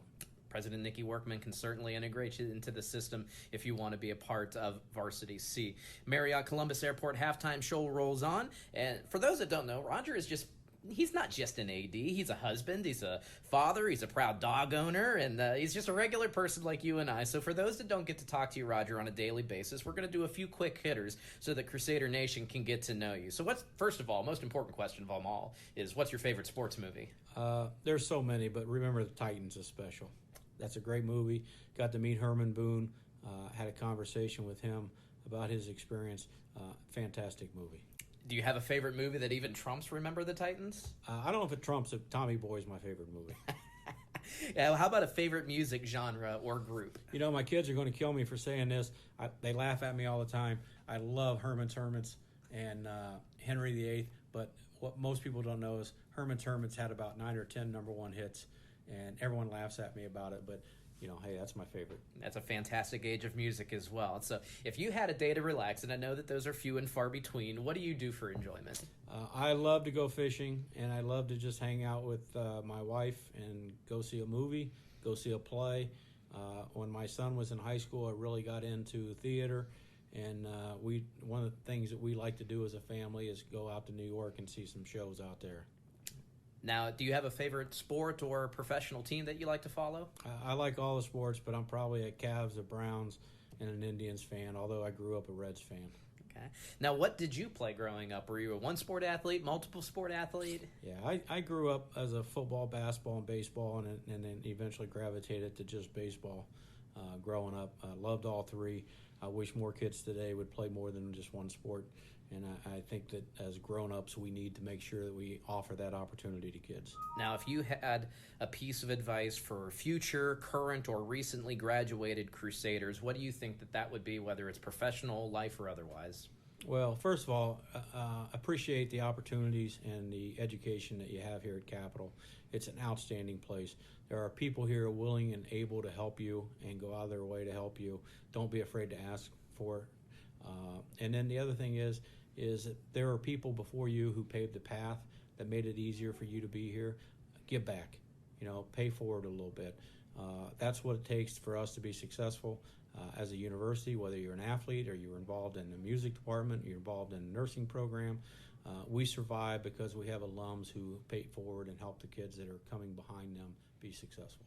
I tell you what, Roger, this has been a pleasure, and it sounds like we might have to do this more often, like a podcast or something like this, but because there's a lot more to you than just what we hit here in the last 15 minutes. But if you want to learn more about Roger and what he's doing here at Capitol, and maybe even just some of the off of the field stuff, you know that he's a man of social media. He can be found on Twitter at Coach1984. Give him a follow, and he'll give you his perspective of what's going on in his life and here at Capitol University. We're going to wrap it up here in the Marriott Columbus Airport halftime show. In a moment, we will kick it back to Charlie Danis and Jimmy Bloomfield, where they will bring you stats and a recap of the first half, as well as their analysis of today's game. But first, thank you very much, Roger, for joining us here. Oh, thanks, Ryan, for having me. It was a pleasure. All right, we kick it back out to Charlie and Jimmy right after these messages.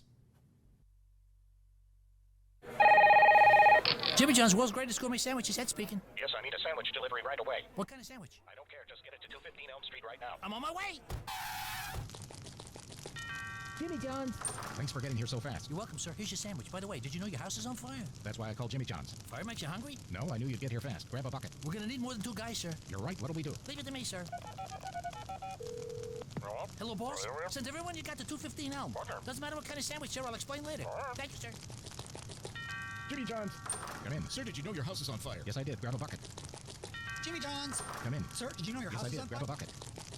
Jimmy John's. Come in. Sir, did you know? Yes, I did. Grab a bucket. Jimmy John's. Come in. Sir, did you? Yes, I did. Grab a bucket. Fire department. Come in. Sir, did you know you... It's okay, Captain. We got it handled. Care for a sandwich? Thanks, but tell me something. Shoot. Why didn't you call the fire department first? I did. Welcome back into the Marriott Columbus Airport halftime show. And by the way, we want to thank once again Capital Athletic Director Roger Ingles for taking some time to talk with our very own Ryan Gasser about what's going on with Capital Athletics. A lot of exciting things happening not only in the present, but also in the not-too-distant future. At the half, it is Baldwin Wallace 24, Capital 3. Let's go ahead and run through the stats first individual-wise. We start with Baldwin Wallace. Quarterback Jake Hudson, 9 of 15 through the air for 155 yards. No passing touchdowns, no interceptions. Running the ball. Boy, what a day it's been for John Murray Jr., the freshman from Cincinnati. Carried the ball 8 times for 107 yards, had a long run of 80. That was one of his 3 rushing touchdowns on the day. He has been averaging 13.4 yards on the ground. Jake Hudson, 2 carries for 22 yards. Nigel Henderson with 1 carry for 9 yards. Matt Lowry with 2 carries for 8 yards.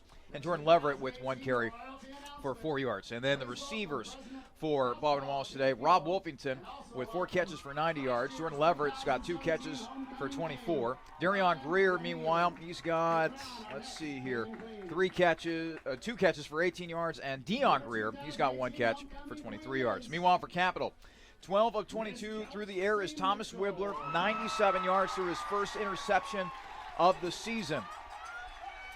In that first half, no passing touchdowns. Antoine Shipp, meanwhile, is the leading rusher for Capital, 4 carries for 24 yards. Corey Heater had 4 carries for 4 yards. Evan Butler, 1 carry for -2. And Thomas Wibbler, 8 carries for -10. Receiving, Corey Heater, 4 catches for 34. David Barnett, 4 catches for 33. Dar Stanford, 2 catches for 31. And Connor McLeod, 2 catches for a net total of -1 receiving yards. And for the team's total here, offensively, Baldwin Wallace, 305 yards of total offense, 155 of those coming on passing yards. Meanwhile, for Capital, Jimmy, only 113 yards of total offense, 97 yards passing, and only 16 yards rushing. Yeah, 17 carries for 16 yards as a team, and that includes some scrambling from Wibbler again. We talked about that being the main issue. Again, some of that is kind of confusing as well because you have the sack yardage that counts as a lost yardage in your rushing game, but still, in the books, it looks like you're under a yard a carry. That's a problem. Baldwin Wallace, meanwhile, 4 of 5 on third down conversions. Capital only 3 of 9. Baldwin Wallace, Jimmy, has just been simply doing a better job of allowing those drives to pay off in the end. Of course, Murray Jr. has been playing a huge part in that, but Capital, for some odd reason today, they've had trouble not putting together drives, but finishing drives. Yeah, again, I made the note. They had a drive sputter out at the 15 that turned into a field goal, one at the 17 that turned into a missed field goal, and one at the 29th that turned over on downs. So obviously that's been a problem. They've done a nice job possessing the ball, but then, they get too deep into the territory for Baldwin Wallace, and then the drive kind of goes down, and it doesn't finish in the way they would have liked. And then you counter that with, after possessing it for several minutes, you punt it away, and then a big play here and there for Baldwin Wallace, and all of a sudden, they're up 24-3 with just not that much possession, really. There's just big chunks of plays on the other side, and you're trying to keep the ball away from them, obviously, because it's such a quick strike offense.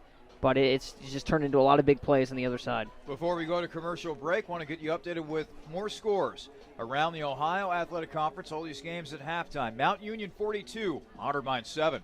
Heidelberg 24, Wilmington 7. John Carroll shutting out Muskingum 30-0. And finally, a good ball game brewing in Marietta as the Pioneers have a 28-21 lead over the Ohio Northern Polar Bears. Those are 2 teams that are looking to stay undefeated within OAC play.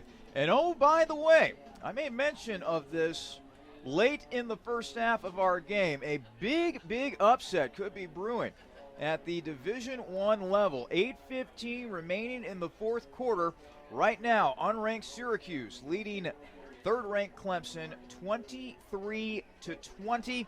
We will keep you updated as to how that game will end up down south. We'll take a break. When we come back, we will have the start of the second half And hopefully Capital has a rally in them as they trail Baldwin Wallace 24-3 coming out of halftime. You've been listening to the Marriott Columbus Airport halftime show here on your home for Crusaders football, the Capital Sports Network. I wanted to fly. They said I couldn't. So I built a plane, then a spaceship, then I went to the moon. I invented jazz, hip-hop, rock and roll. Some called it noise. I said it was music. I wrote a letter and sent it by ponies. It didn't get to you fast enough, so I used trucks and ships. But still, they weren't fast enough for me. So I lost the paper and the ink. I sent it by magic. I called it email. I made up new words: jukebox, bling, Google. And I decided some old words weren't okay to say ever again. The mustache. I tried to bring that back 17 times. I wore knickerbockers and shoulder pads, poodle skirts and flannel. When I came back from World War II, all I had was a t-shirt. So I made that cool. In fact, I invented cool. Who am I? I'm the spirit of youth. It's my job to move the world forward. Pepsi. Every generation refreshes the world. Back here at Bernlohr Stadium. Beautiful day. They honored the recent Athletic Hall of Fame class here at Capital, class of 2018. And they also honored the homecoming court as well. All part of the festivities, which has been part of a very fun week here on the campus of Capital University located in Bexley, Ohio. Beautiful weather today. It feels like fall, but there's been plenty of sunshine to go around. A lot of white puffy clouds overhead, but for the most part, a lot of blue skies. It just feels like a football Saturday today. That's the good news. The bad news is, coming out of halftime, Capital, they're looking for answers. They are trailing Baldwin Wallace 24-3, and they're going to need a rally, Jimmy, to get back into this one. A lot of big plays on the other side for Baldwin Wallace, and they're doing a good job converting on third downs as well. That's where this defense needs to improve. They're getting them in these third down looks. Make some stops, get the ball back to your offense, and it's the number one offense in the conference for a reason. Give them a chance to make some plays. Blake Middleton will kick things away as Baldwin Wallace will get the ball first to begin the second half. Return from the 10, 15, 20, 25, and that is where Jordan Leverett will be stopped. So this will be decent field position to begin with for Baldwin Wallace. And boy, what a first half it was in particular for John Murray Jr., the freshman from Cincinnati, with 3 rushing touchdowns and already 107 yards on the ground. Now, granted, 80 of those came in a long touchdown run. Still pretty impressive. 8 carries for him as well to get all those numbers. He's got a lot more carries in him, I think, here in half number 2, especially with a 21-point lead. First and 10. Baldwin Wallace will begin at their own 26-yard line. Let's see if Capital's defense can stiffen a little bit here in the second half and give their offense a chance. Play action. This will be a throw. It'll be complete. Out to the 40-yard line. No, actually, I take that back. It was a pass that was completed to Dion Greer. I thought initially that he stayed in bounds. If he did, he would have been long gone, but luckily for Capital, he stepped out of bounds. Looked like at the Baldwin Wallace 44-yard line. Yeah, quick action again, right out of the locker room. Hudson, once again on the shotgun, as the Yellow Jackets go with up-tempo. Play action. Hudson looking deep over the middle, and it is almost caught. Trying to do his best Odell Beckham impression was Jordan Leverett, but he wasn't able to snag it with the one hand. He's fortunate that he at least got a piece of it, though, because Duncan was right behind him, and that ball would have landed right in his lap if it wasn't altered. Hudson, the reigning OAC Offensive Player of the Week, a 5'11", 185-pound senior from East Lake, Florida. 9 passing touchdowns coming in this game, second only to Thomas Wibbler when it comes to quarterbacks here in the Ohio Athletic Conference. He hasn't had to do a lot of throwing today. He's relied upon that run game for most of the afternoon. Second and 10. Throw complete out to midfield. Making the catch for Baldwin Wallace was Chad Steinwachs, 6'3" senior from Buffalo, New York. Yeah, Hudson in this game 2 years ago was actually the starting quarterback for B-Dub, and he only threw for 166 yards in that game, 13 for 19. He ran for over 100 and 2 touchdowns, but we haven't seen him run much today. Hudson, back to throw. Pass, complete, over the middle. And for the first time this day, we actually see a little bit of action from Steinwachs. He went rather quiet in the first half, which is interesting considering that his 3 receiving touchdowns, third best in the OAC. He's been a big target for Hudson this year. Yeah, and that's another third down conversion for B-Dub, 5 for 6 on third down. First and 10. Hudson will now simply run it up the middle before Hudson will ultimately be taken down at the 35-yard line. Making the tackle for Capital was Kobe Swackhammer, the sophomore out of Sunbury, Ohio. And once again, the Yellow Jackets going with the up-tempo style here as Hudson will set up in the shotgun. 4 wide receiver set. Hudson to throw. Deep drop, throw. It is caught at the 10-yard line, and that will be a touchdown for Baldwin Wallace. Boy, that looked like a big-time push-off right there for Jordan Leverett, but apparently he gets away with it, and it's another score for the Yellow Jackets. Yeah, Leverett definitely pushed off there and kind of moved Duncan to the side. Now, you do have a right to the football, and especially if Duncan's head isn't turned around, he does have a right to come back to the football, so I can see why they don't make the call, but that was a pretty big shove, and I don't fault Duncan either for not being able to recover from it. First passing touchdown of the day for Jake Hudson, his 10th of the season. And not the start the Capital was looking for to begin the second half. Snap back, hold down, kick is on the way, and the extra point is good. Let's take a timeout. 13:26 remaining in the third quarter. Baldwin Wallace 31, Capital 3 here on the Capital Sports Network. Ed, what is that bizarre contraption? It's my latest Jimmy John's online ordering enhancement, sir. Really? Yes, sir. You know our popular Jimmy John's online ordering service? Yes, click, order, eat. This is the perfect time-saving companion. How perfect, Ed? Presenting the Jimmy John's F4000 three-dimensional sandwich printer. Oh, boy. See, we put one of these babies in the home of every Jimmy John's customer. Uh-huh. They order the sandwich online. Uh-huh. And we send a signal to the F4000 to make their sandwich. Ed, how much does one of these babies cost? With the quantity discount, $50,000, sir. And how long does it take to print a sandwich? About 8 hours, sir. Do you see where I'm going with this? So back to the drawing board? No, stay away from the drawing board, Ed. 13:26 remaining in the third quarter.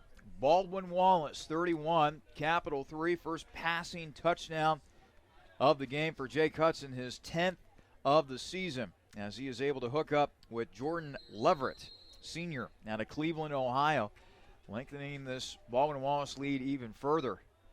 And now Capital, they're just looking for answers here. Looking to try to get back into this game as this ball will be taken in the end zone. And now Ship is going to run it out to the 10, and he'll be buried at the 14-yard line. I don't know about that. Ship probably would have been better off just kneeing it in the end zone. Yeah, he paused, too. Like, he hesitated like he didn't want to go, and then all of a sudden he took off, and obviously it didn't work out. So Thomas Wibbler and company will come back onto the field. Wibbler did something in the first half that he hadn't done during the season so far, and that was throw an interception. Capital had been one of only 17 teams in the Division III ranks that have yet to have done that, so now make it only 16 teams.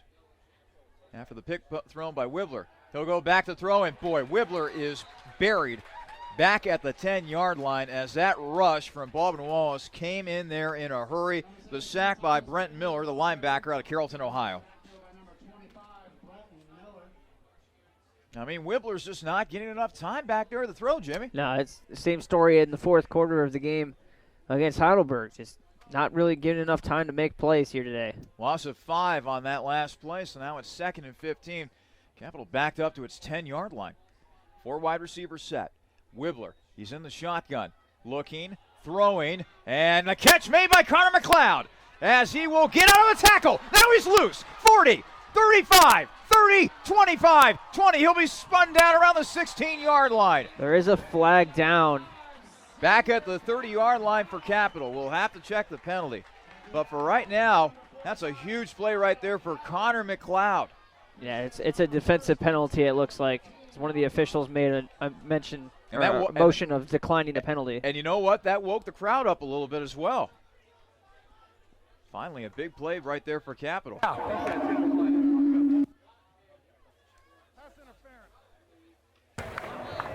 Pass interference on the defense. That penalty's declined. Yeah, I was going to say, Charlie, too, McLeod was getting held as the ball was coming in, and he made the catch. And then what an effort individually to break out of that tackle because there was nothing behind him.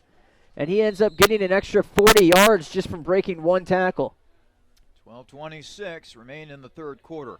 Baldwin Wallace 31, Capital 3. Capital looking for its first touchdown of the day as they sit at the Baldwin Wallace 16-yard line after the long pass play to Connor McLeod. Wibbler, quick strike, complete to Stanford. Inside the 15, Dar making a couple men miss as he will drag a tackler to the 10-yard line. Gain of 6 on the play for Dar Stanford. Making the tackle on the play for Baldwin Wallace is Brenton Miller.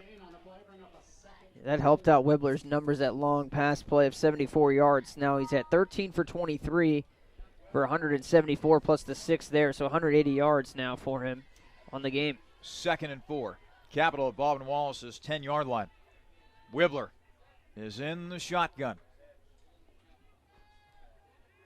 He's looking around some more. Puts a man in motion. Takes the snap. It's a pitch out to Butler, and boy, Butler is just buried back at the 20-yard line. Leading the charge defensively for Baldwin Wallace was Ty Fields, who's turned in a pretty good game from his cornerback spot. Yeah, for 6 players to be around the ball like that, obviously you're not fooling them with your play design. That play worked earlier in the game, but not in that particular spot. So now this will back things up here. Let's see where they spot the ball all the way to the Baldwin Wallace 14-yard line. Sets up a 3rd and 8.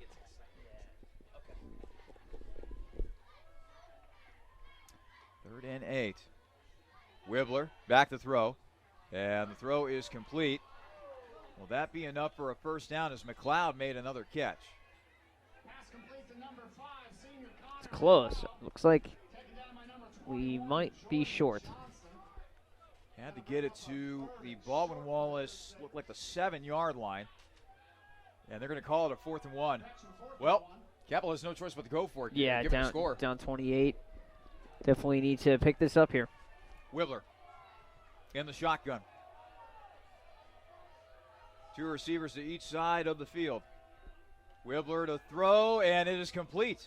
Wow. That'll be enough for a first down. A nice catch made by Barnett. He'll be touched up at the 2-yard line. First down, Capital. Yeah, Spence was right in his face, too. I don't know how he got the ball out cleanly.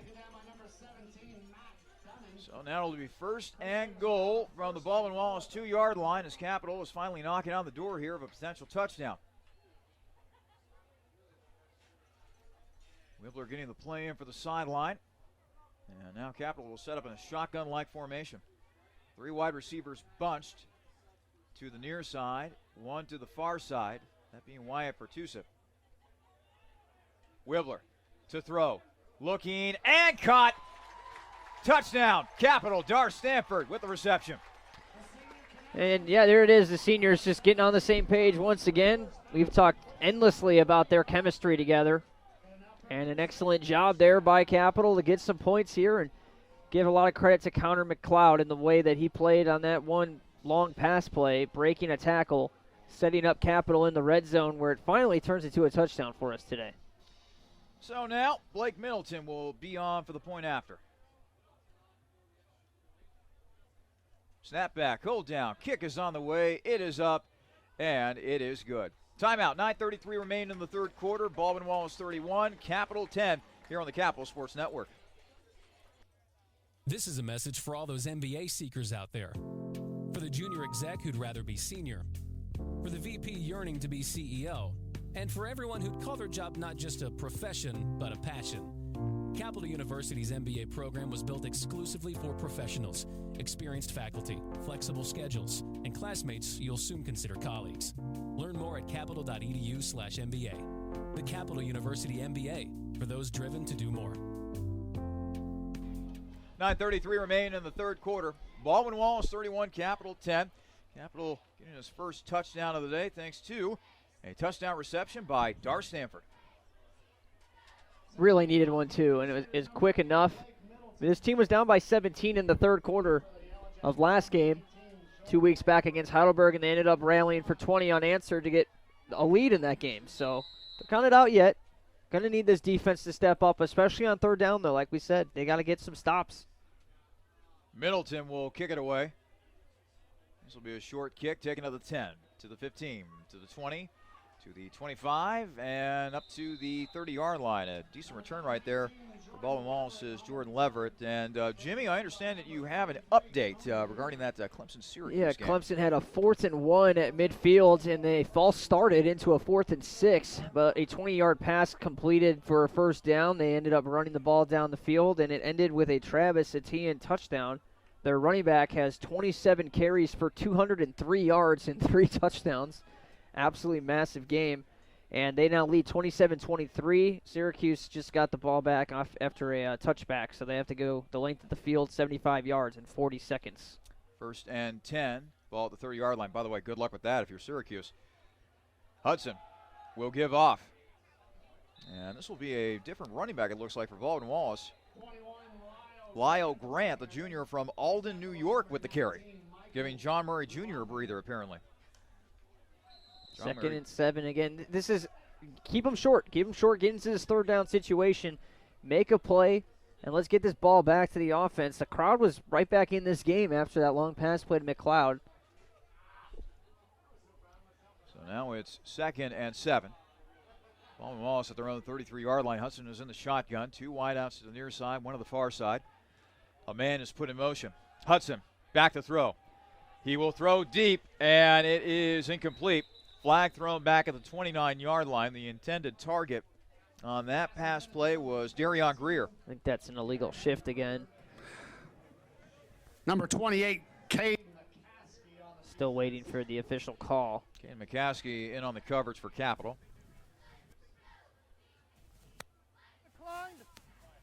Looks like Capital will decline the penalty.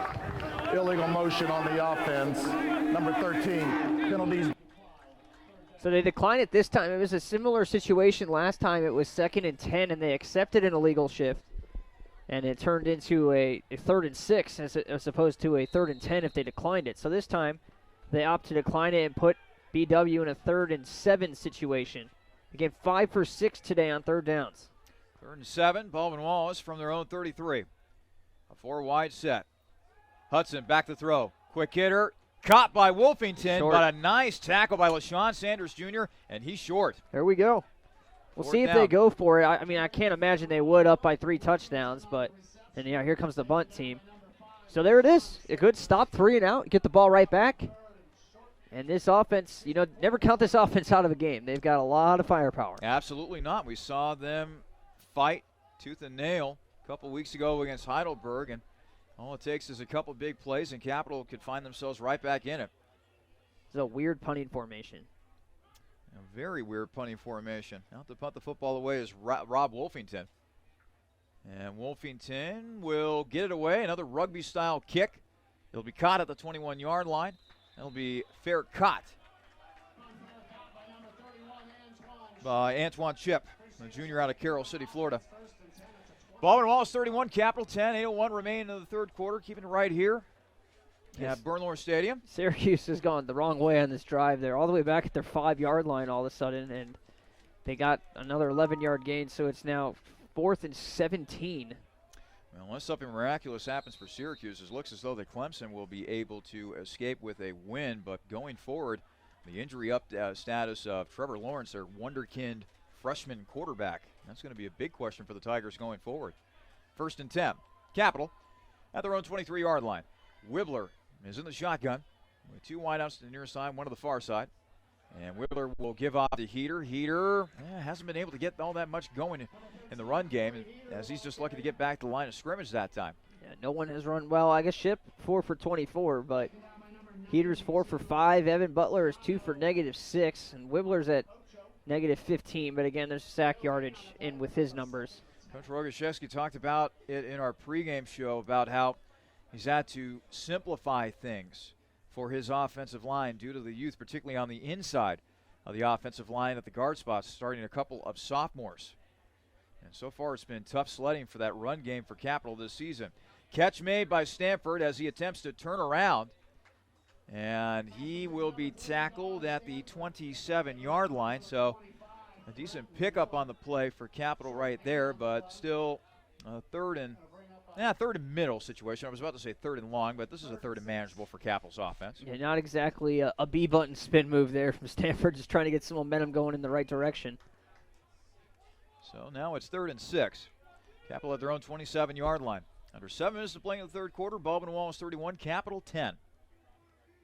Wibbler is in the shotgun. He'll take the snap. He'll throw.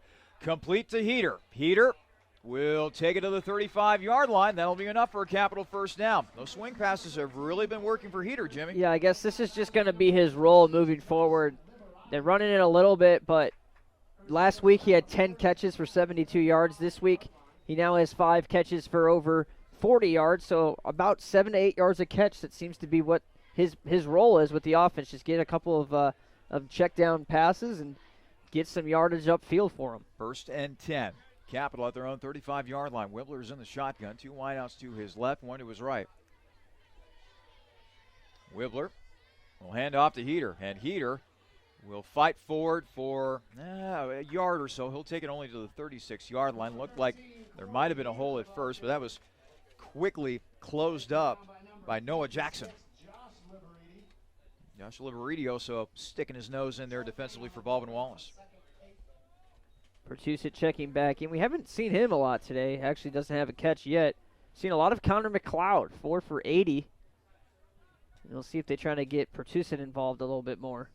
2nd and 8. Wibbler in the shotgun once again.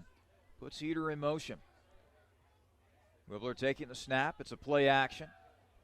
Looking down the field. He's got Stanford. Dar makes the catch inside the 30-yard line. Again, big first down for Capital. Unfortunately underthrown as Stanford had to come back to the ball and kind of dove to catch it. But, hey, you take the big yards when they come. By the way, I want to put the kibosh on this Clemson-Syracuse talk that we've been discussing here. Clemson has defeated Syracuse today 27-3. That is a final, but again, Trevor Lawrence getting hurt in that game for the Tigers. That will be a big storyline for Clemson in the coming weeks. So now back to our game. 5:09 remaining in the third quarter. It's now a 1st and 10 for Capital at the Baldwin Wallace 28-yard line, trying to cut into this 31-10 lead. And by the way, alongside Jimmy Bloomfield, I'm Charlie Danis. You're listening to and watching Capital Football here on the Capital Sports Network. We're so glad that we could have you along for the ride. This is homecoming here at Capital, and the Crusaders right now trying to mount a rally here. Wibbler's in the shotgun. 3 wideouts to his right. Takes the snap. Wibbler, quick hitter. Out to Pertusit. Pertusit inside the 25. He'll dive forward to about the 22-yard line. Decent pickup on the play for Wyatt Pertusit, who was an interview subject of Capital Sports Information Director Ryan Gasser in our pregame show. Yeah, generated some national talk as well. Was on Outside the Lines on ESPN. So anytime you can get exposure for Capital like that as well, I mean, it's just a blessing for the school to be able to be a part of that great story. Thomas Wibbler will be in the shotgun. We'll tell you about Pertusit's story in just a moment for those of you who are not familiar with that story, as Wibbler will throw. It is incomplete.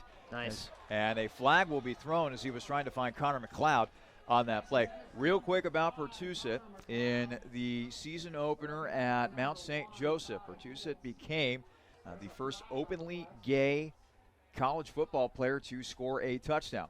There have been players that have come out after the playing days are over, but Wyatt had the courage, had the fortitude to come out while he was still playing here at Capital.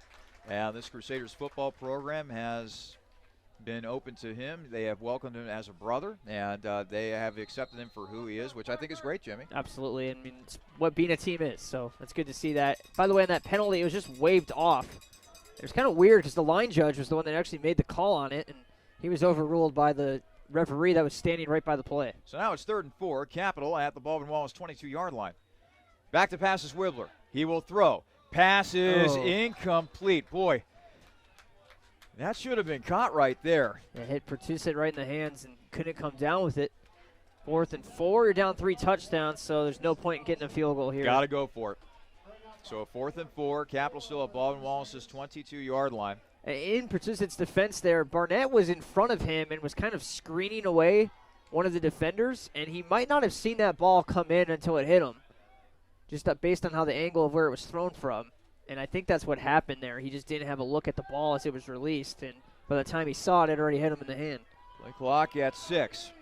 Wibbler in the shotgun. Well, Capital's got to get this play off here real quick, and they do. Wibbler. Throw, McLeod. Oh, he had a touchdown, but he drops it. McLeod had beat Ubs Elijah Green on the play, the sophomore out of Palm Harbor, Florida, but McLeod not able to make the catch, and Capital turns the ball over on downs. It's a big swing because not only is it a drop touchdown as well, but you end the drive with nothing And again, inside the 25. We'll go back to inside the 30. That is the last time. I'm sorry, they've had one touchdown on a trip inside the 30. That's 5 times now inside the 30 today. And they've come away with just 10 points, just finishing drives. It's the story of the game right here. Jake Hudson, meanwhile, leading the Baldwin Wallace offense back out of the field. 1st and 10 for the Yellow Jackets from their own 22-yard line. Hudson will pitch. Now it's a loose ball. Capital might have fallen upon it. Incomplete. They're going to rule it an incomplete pass. Boy, that was dangerously close to being a backwards pass. Falling onto the ball was Justin Scott, senior defensive end out of National City, California. But Baldwin Wallace is able to avert disaster. That would have been a huge disaster. Again, they would have turned it over inside the 25-yard line. Second time that would have happened today. Keeps the drive alive, and I think they should go back to the running game here maybe. John Murray's been phenomenal today. John Murray just checked back in. 2nd and 10. Baldwin Wallace at their own 22-yard line. They try a fake jet sweep, but then the play is whistled dead with flags being flown by. False start, number 11 of the up. That's Steinwalks again. Flags coming in from each sideline, so that'll be a penalty on Baldwin Wallace's offense. Quick score update for you, by the way, around the OAC. Mountain Union all over Otterbein, 49-7. Heidelberg, 37. Wilmington, 13. John Carroll still shutting out Muskingum, 44-0. Good game taking place in Marietta. Pioneers leading the Polar Bears of Ohio Northern. That went 35-28 with 5:50 remaining in the third quarter. It's another Wildcat formation, and this time there was nowhere to go for Matt Lowry. Making the play, LaShawn Sanders Jr. 3rd and 15 coming up now. Maybe even more than that. They lost a few yards there. There's an injured lineman down for Baldwin Wallace. Looks like Clayton Stanton. He is a senior out of Albion, New York. You mentioned the Polar Bears in a tough one with Marietta. The Capitals' next 3 games at John Carroll, home against Mount Union, home against Ohio Northern. That is a tough stretch, to say the least. Oh, yeah, and then to end the month of October, you're going to, odds are, have a desperate Otterbein team that will still be looking for its first win in conference play, the way things have been going for the Cardinals lately. The Cardinals have been having a very tough season, which probably will make some of Capital fans happy. They've lost by 30 to Baldwin Wallace. They lost by 45 to John Carroll. Got shut out in that game. At least we're in the game with Ohio Northern, 13-7. And again today, 49-7. They're losing to Mount Union. This could be. The schedule sets up nicely for them. The rest of the way, they have Heidelberg, Muskingum, Capital, Marietta, and Wilmington. So there's a good chance they could feasibly win out with that kind of a schedule. But it has been a tough season to this point for the Cardinals, and I think even if it does set up as a light schedule for them, that's tough to start 0-4 in conference play, and to rebound like that tell a lot about the coaching staff there at Otterbein. And meanwhile, Capital, they're still looking for their first win, period, of the season. 3rd and 15, Hudson back to throw. Looking, and he gets the ball away, actually, but coming in with the pressure was Cade McCaskey. Man, McCaskey, that freshman from Findlay, he's been all over the field today for Capital.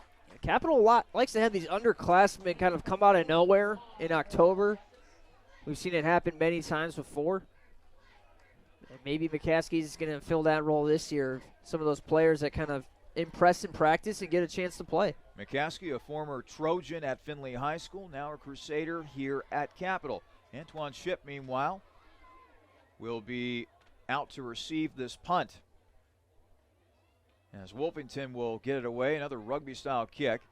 And Shipp will fair catch it at the Capital 48-yard line. Let's take a quick timeout. 3:11 to play in the third quarter. Baldwin Wallace 31, Capital 10 here on the Capital Sports Network. It's the perfect sports bar because it's not just a sports bar. I'm Gary Calico, founder and president of Rusty Bucket. A lot of families build their sports world around the bucket. It's not just a guy's night out. You can bring your wife, you can bring your kids. We get a lot of groups in after games. Great place after the game. Kids love to come here. The Rusty Bucket Restaurant and Tavern. The Rusty Bucket is a proud supporter of the Capital Crusaders. Visit us after the game at 2158 East Main Street and grab life by the bucket.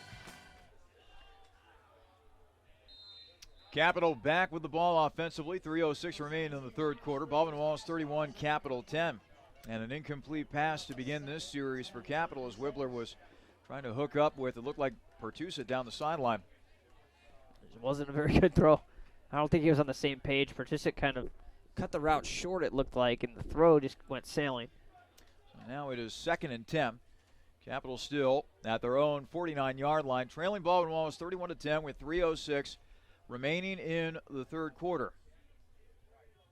Trey Zimmer, by the way, is getting stretched out right now, defensive lineman for Capital on the sideline. Wibbler, meanwhile, will throw, and oh boy, that could have been dangerous right there. He was trying to find Dar Stanford, but there goes that man again, Anthony Kendall. He has been a thorn in the side of Stanford today, and the rest of these pass catchers for Capital as he bats the ball away. He went for a hit there on Stanford. If he was running with his head up a little more, he might have actually intercepted that pass. Throw was offline and off target, and ends up hitting Kendall as a result. 3rd and 10. Capital still at their own 49-yard line. Wibbler back to pass. Looking, still looking, scrambling, and Wibbler will be taken down. Another coverage sack, yeah. Back at the 43-yard line. And how many times, Jimmy, have we said that today? A coverage sack. Jake Schrock making another big play for that B-Dub defense.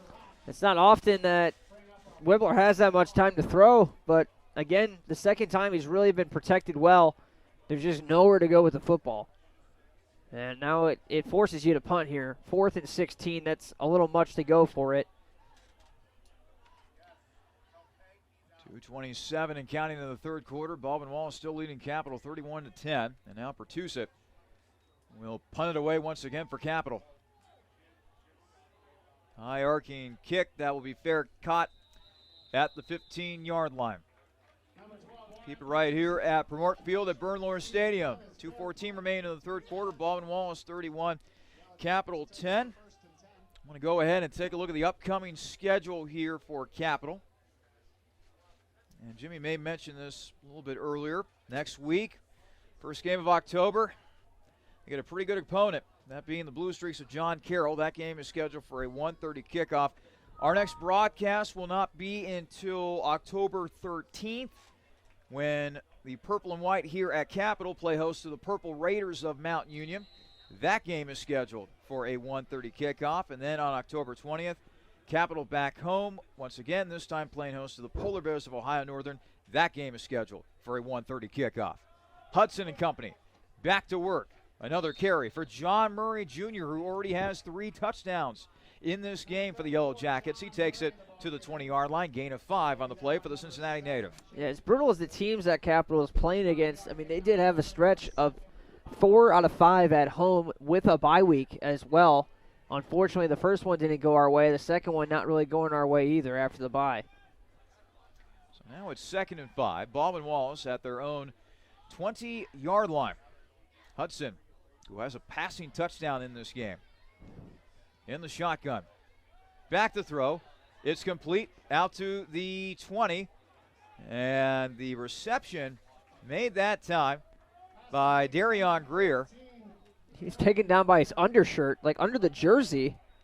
Remember the tearaway jerseys back in the old days? Actually, I'm trying to remember. I think I watched a Division I college football game the other day, or last week, and I saw a jersey get ripped. Apparently the tearaway jersey still exists for some odd reason. So 3rd and 1 for Baldwin Wallace at the own 24-yard line. And Hudson will be in the shotgun. 2 wideouts to the far side, 1 to the near side. A man is put in motion for Baldwin Wallace.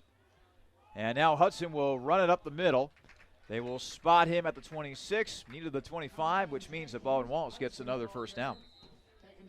They're doing a little bit better on 3rd down here in the second half, but with that pickup again, now 6 for 9 on 3rd downs today.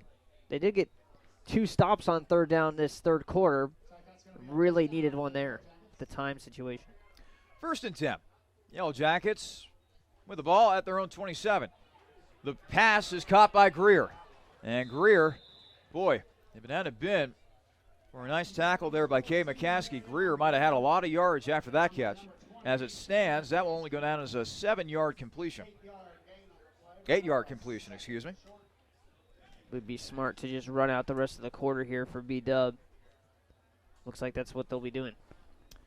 So that will take us to the end of the third quarter. It is still Baldwin Wallace with a rather comfortable lead. Yellow Jackets 31, Crusaders 10.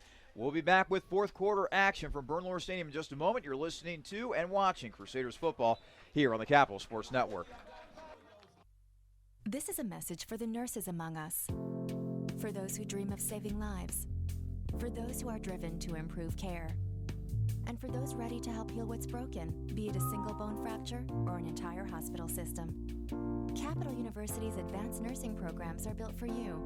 Engaged faculty, immersive learning, and intimate classes where you'll know everyone's name. To learn more, visit capital.edu/nursing. Advanced nursing at Capital University, for those driven to do more.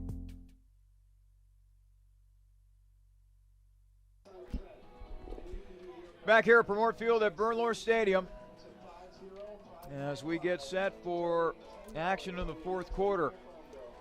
Baldwin Wallace comfortably ahead, 31-10, but still a little bit of hope here for Capital. Need to make some defensive stops, need to get the ball back on offense and score points in a hurry in order to get back into this game. A beautiful day here in Bexley. Homecoming has been very grand here in Bexley all this week, culminating here with the festivities here on Saturday. Cap Fest taking place earlier this week here on campus. It's been a fun time to be a Crusader. Hudson, meanwhile, back to throw. Pump fake, got a man, and he overshoots his intended target, Chad Steinwalks. LaShawn Sanders Jr., the closest one in on the coverage for Capital. Bad miss. Yeah, Steinwalks was wide open. Man, just couldn't hit him. So narrow. Here we go again, third down. Really need to stop. Hudson, 16 of 26 through the air for 239 passing yards and 1 passing touchdown. Also has 4 carries for 31 rushing yards. So a 3rd and 3, Baldwin Wallace at their own 34-yard line. As Jimmy mentioned, Capital needs a defensive stop here in the worst way. 2 for 4, I should say, on third downs here in the second half. And now some confusion there, as just getting off the field that time for Capital was Luafo. Get him. And now it is a first down run for Hudson and Moore. He'll take off. Midfield, 45, 40, gets a block, 35-30, 25-20, 15, 10, 5, touchdown. Wow. That is the definition of a back-breaking run. Yeah, Jordan Duncan got absolutely lit up on a blindside block from Jordan Leverett that sprung Hudson. And it was 3 men in the backfield. No one got a finger on him, but they were right up in Hudson's grill, and he just moved away from it, went downfield. And excellent blocking by receivers downfield for Baldwin Wallace, just finding a hat and putting a hat to it, and culminated in that block from Leverett that really sprung him down the sideline. And Hudson, who I mentioned ran for 2 touchdowns and over 100 yards in last year's game, has now run for 100 himself. Marshall on for the point after, as Baldwin Wallace begins this fourth quarter with a bang. Kick is up and good. Timeout, 14:35 remaining in the fourth quarter. Baldwin Wallace, 37, Capital, 10. You're listening to and watching Crusaders football here on the Capital Sports Network. Dill's Greenhouse is a local family business dedicated to offering the best shopping experience and honest prices for your gardening needs. If you're in need of annuals, perennials, vegetable plants, or any variety of gardening tools and resources, Dill's Greenhouse is more than happy to get you on the right path. Dill's Greenhouse is located at 5800 Rager Road in Groveport, Ohio, and is open 7 days a week. Visit them online for more information at dillsgreenhouse.net. Dill's Greenhouse. Only nature does it better.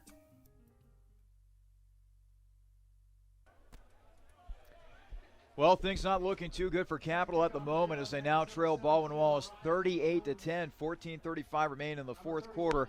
A 66-yard rushing touchdown by Baldwin Wallace quarterback Jake Hudson. Yeah, officially at 97 yards. I just mentioned he ran for 100. I was giving him a couple extra yards, I guess. But obviously a great day on the ground for BW between Murray and now Hudson. This ball will bounce into the end zone for a touchback as Capital will retake the field offensively. Wibbler will work on improving his numbers. Again, he's thrown for 244 yards already. In terms of yards per attempt, he's at 6.7. Again, you're looking for something in the 9 to 10 range.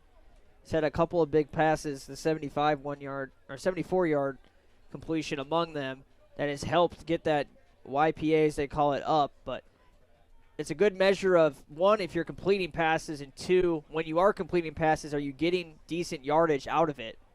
And he was hovering around 3 or 4 yards per attempt early in this half. He's had a big third quarter. It's put this passing offense in the right direction at least.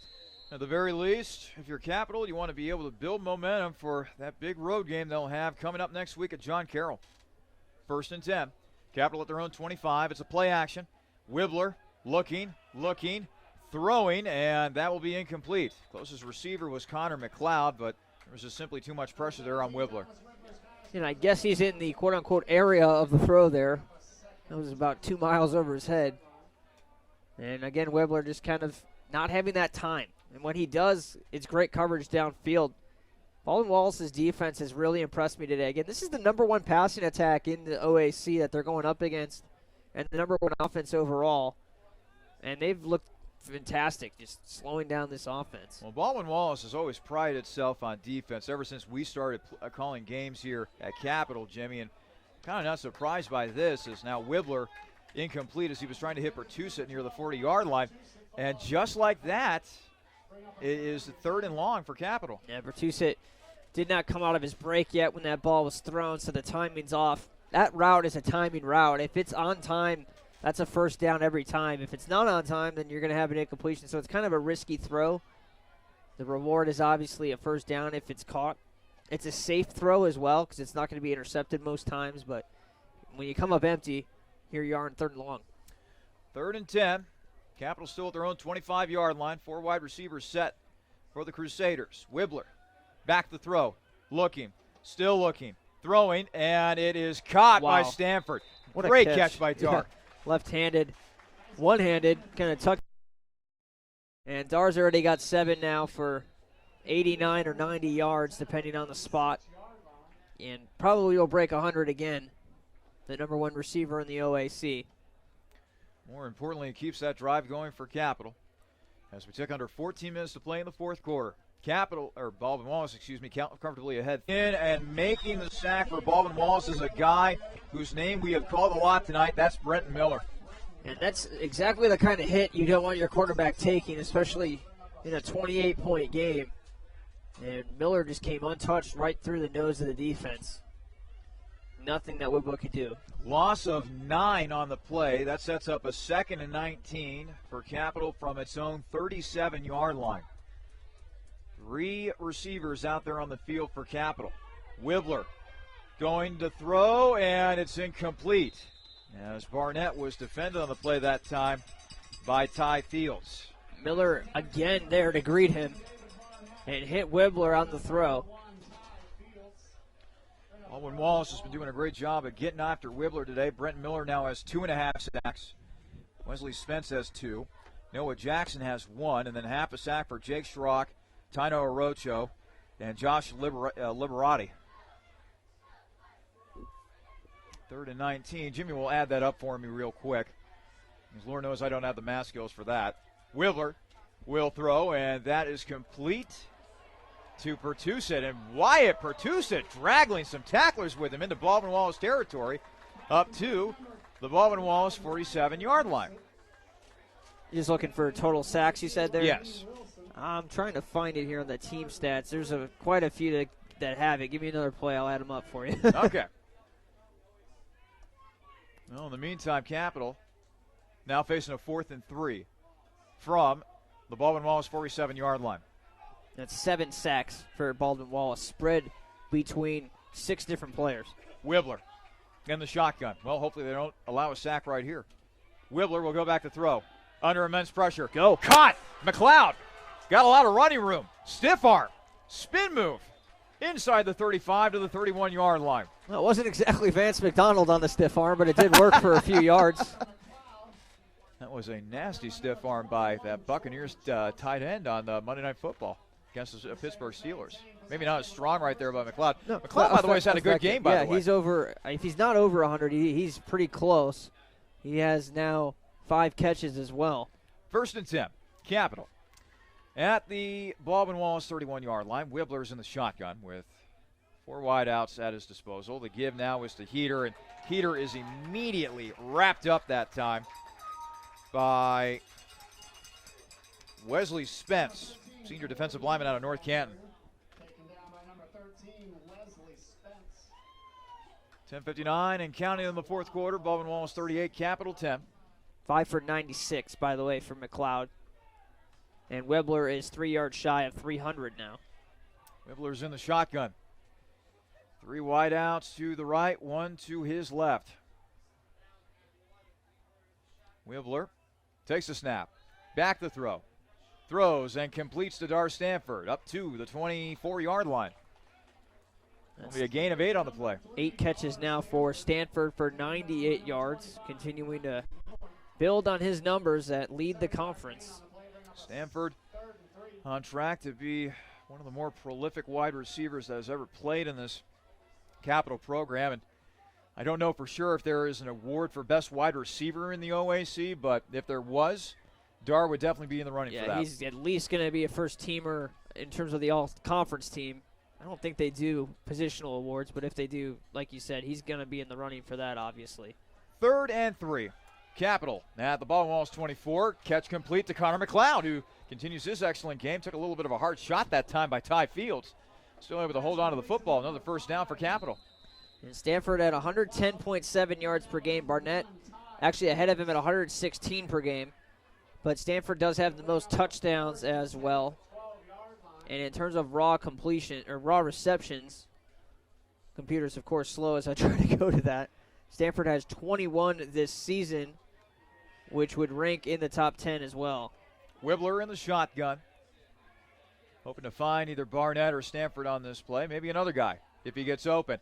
That other guy would have been Pertusit if he had held onto the football inside the 5-yard line, but he dropped that one. Stanford is 3rd in receptions with 7 per game. Barnett is actually ahead of him there as well with 25. And guess who's in 4th? Corey Heater with 19. And he's adding to his total today as well, as he's already received 5 balls for 41 yards himself. This is by far, at least numbers-wise, the most prolific offense passing-wise in the OAC. And, boy, that's saying something because, man, Jimmy, remember when we first started off here at Capital, it was triple option, triple option, triple option. Yep. Under former coach Craig Candido. So we didn't have a lot to say about the passing game because there was a lot of running, but since Chad Rogaszewski has come here, he's opened up the offense a little bit from a passing standpoint. Quick timeout, 9:20 remaining in the fourth quarter. Baldwin Wallace 38, Capital 10 here on the Capital Sports Network. Capital University has partnered with Aramark to form Capital Dining Services. Stop in for a snack or some Crimson Cup coffee at the Capital grounds located inside Sailor Ackerman Hall. The Capital Court is located on the 2nd floor of the Student Union and is open 7 days a week with a variety of meal options. And don't forget about One Main Cafe, located off of the main lobby in the Student Union. Capital Dining Services and all of its locations powered by Aramark are proud supporters of Crusader Athletics. For venue hours and more information, go to capital.campusdish.com. 9:20 remaining in the fourth quarter. Baldwin Wallace 38, Capital 10. Capital looking for another touchdown here. Perhaps building momentum for that next game that they will have on the road when they go up to John Carroll to take on the Blue Streaks. That game is scheduled for a 1:30 kickoff. We will not have that game, but the following Saturday, Capital comes back here to take on Mount Union. We'll have that game for you, 1:30 kickoff, and we'll get things started with the pregame show beginning at 1 o'clock that afternoon. Wibbler, meanwhile, lofts one in the end zone. It is incomplete. Just off the hands of Wyatt Pertusit. As he was trying to make the snag in the corner of the end zone. In on the play defensively was Jordan Johnson. They're really trying to get Pertusit this touchdown. That's 2 looks now to him. Sets up 3rd down. 3rd and 10. Capital at the Baldwin Wallace 12-yard line. They could get it inside the 3-yard line, and that would constitute a first down technically. But they're wanting to go for the touchdown probably on this play. Wibbler will be in the shotgun with 3 wiles to the far side and 1 to the near side, that being Pertusit. They go to Pertusit once again. This time he's not able to make the catch. The contact was early also, but they're not going to give him the call. Lyle Grant guarding, Jordan Johnson covering, and he had the interception earlier. That was, again, early. I mean, he was ramping up participation before the ball even was in a catchable area for Wyatt. Doesn't get the call here. 4th down. 4th and 10. Capital still at the BW 12-yard line. 9:12 remaining in the fourth quarter. Baldwin Wallace 38, Capital 10. Wibbler is in the shotgun.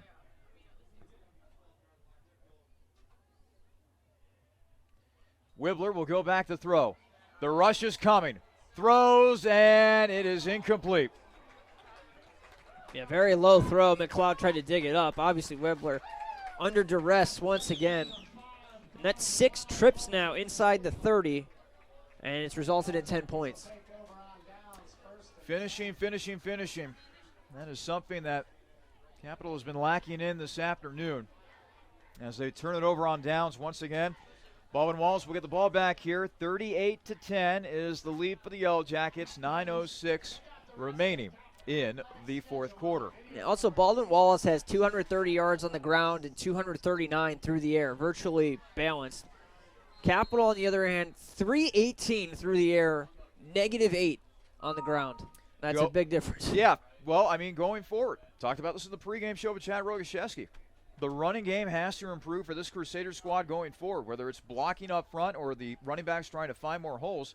That has got to drastically improve for Capital going forward if they intend to win a football game. Yeah, the problem, again, when you're not running the ball well, even if you're, obviously the offense's strength is going to be passing the football, but you can put yourself in a situation where obviously passing plays are a little bit more inconsistent. That will lead to some 3-and-outs, and you're not using as much clock when you're throwing the ball as well, and you're putting your defense out there on the field against these high-powered offenses, and it's resulted in 470 yards of total offense on the other side today. It's kind of like how, remember the run-and-shoot offenses of the NFL? A lot of times that people would say, yeah, they get you a lot of points, but it doesn't give you your defense, a lot of chances to rest. And Capital's kind of run into that situation as of late as a nice tackle is made. Let's see here. Michael Luafo, the sophomore in Miamisburg, Ohio. I really think Capital has a good player in this young man. Now, Luafo has constantly been in the right spot at the right time here today and done a nice job, had some very high-volume tackle games this season. And just to go back to the points we were talking about, again, with having your defense out there, just the raw amount of possessions you're giving Baldwin Wallace. The defense has made some stops here today, but if you're putting them out there 14, 15 possessions a game, you can only get so many stops. So I think that's part of the problem, too. Hudson will hand off. And the ball is loose, and it settles into the hands of LaShawn Sanders Jr. Sanders Jr. inside the 20, inside the 15. He's going to fight his way to about the 12-yard line. Then flags are going to fly everywhere. LaShawn Sanders Jr. is able to get a turnover there for Capital. It's a fumble, but he actually caught it out of the air while being blocked. That's pretty amazing right there for LaShawn Sanders Jr., Columbus native, 6'1", 190-pound senior cornerback. This might be a face mask. I'm not sure. Might be something wrong with the block as well, which would back up Capital. Let's see what the call is.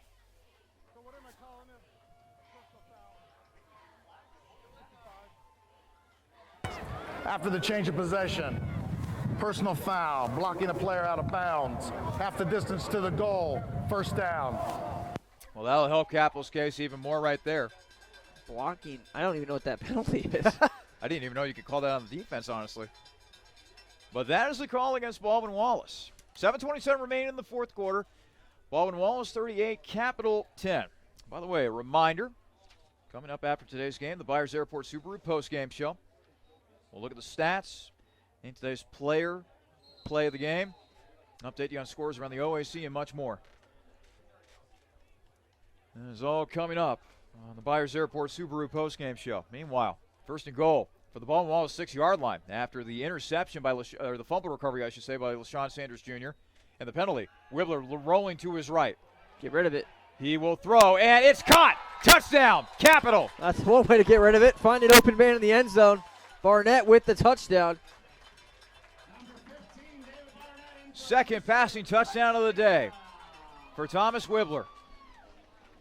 First receiving touchdown of the day for David Barnett. Dar Stanford had a receiving touchdown earlier in this game as that dynamic duo, Barnett and Stanford, continue to put up big numbers in the passing game. They're number 1 and 2 in pretty much every single category: catches, touchdowns, and receiving yardage.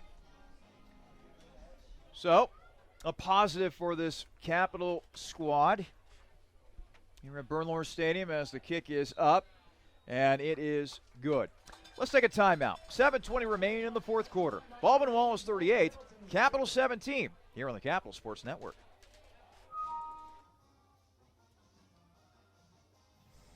Capital Athletics would like to thank all of its partners for their support of Crusader Athletics.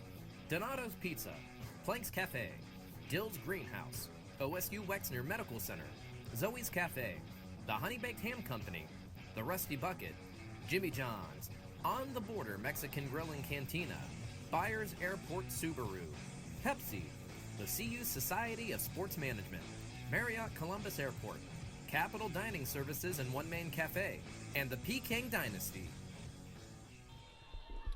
7:20 remaining in the fourth quarter. Baldwin Wallace 38, Capital 17. Capital moments ago getting another touchdown thanks to a touchdown reception by David Barnett. But, Jimmy, you and I were talking during the break about how, a few breaks here and there for Capital, some better execution, particularly near that red zone, and Capital's right in this game, honestly. Yeah, dropping that touchdown was obviously big on fourth down, and just finishing some of these drives. Now 7 trips inside the 30 and 17 points, so it's getting better. But just finishing one more drive, catching that touchdown on top of it, and it'd be a one-score game right now. Onside kick. Onside kick, and this will be collected by Chad Steinwalks at the 49-yard line. Well, I don't blame Capital for going with that right there, but now that gives Baldwin Wallace great field position. That's a good kick. Usually you want to try to, bounce it in there, but that one had a lot of movement on it. Kind of knuckled it towards Steinwalks, who, if he doesn't come up with that, that's Capital football most likely.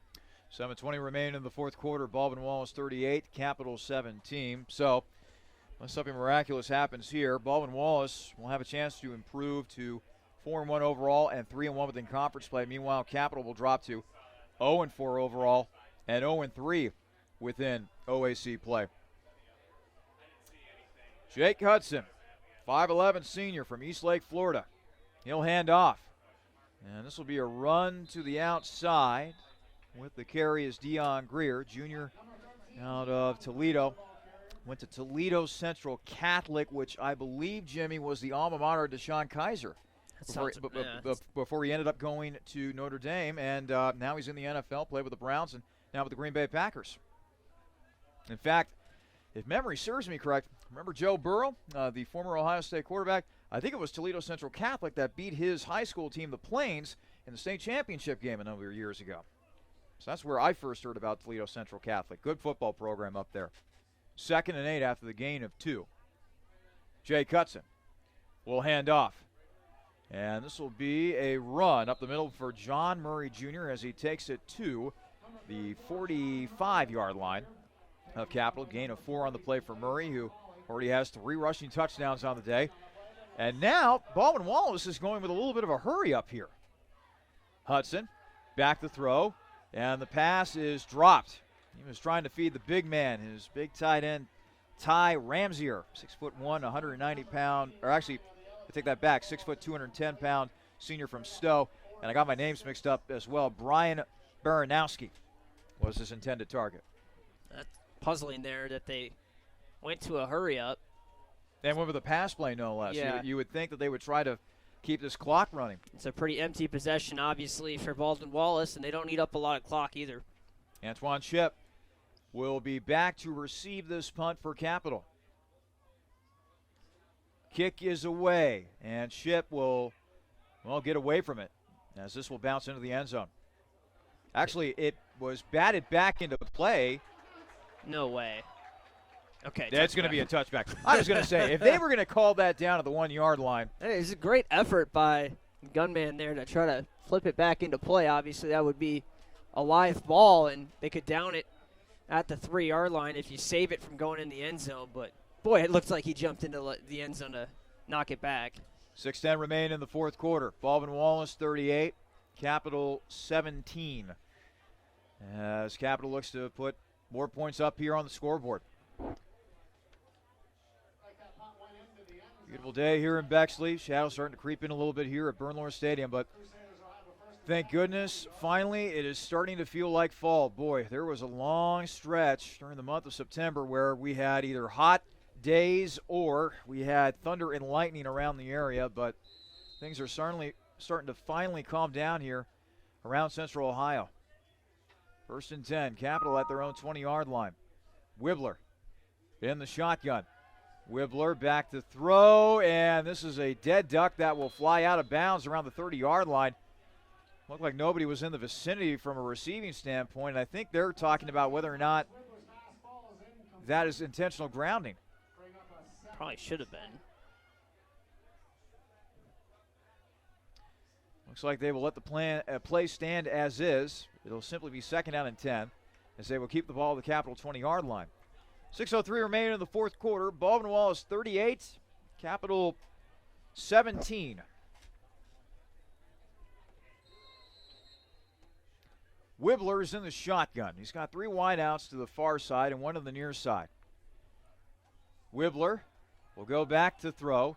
Pass complete to McLeod as he'll be wrangled out of bounds at about the 27-yard line.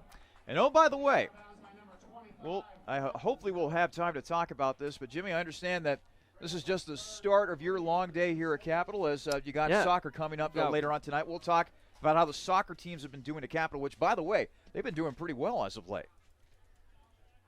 So please keep that in mind as Capital now faces a 3rd and 3 from their own 27-yard line. Wibbler's in the shotgun with 3 wideouts to the near side and 1 to the far side.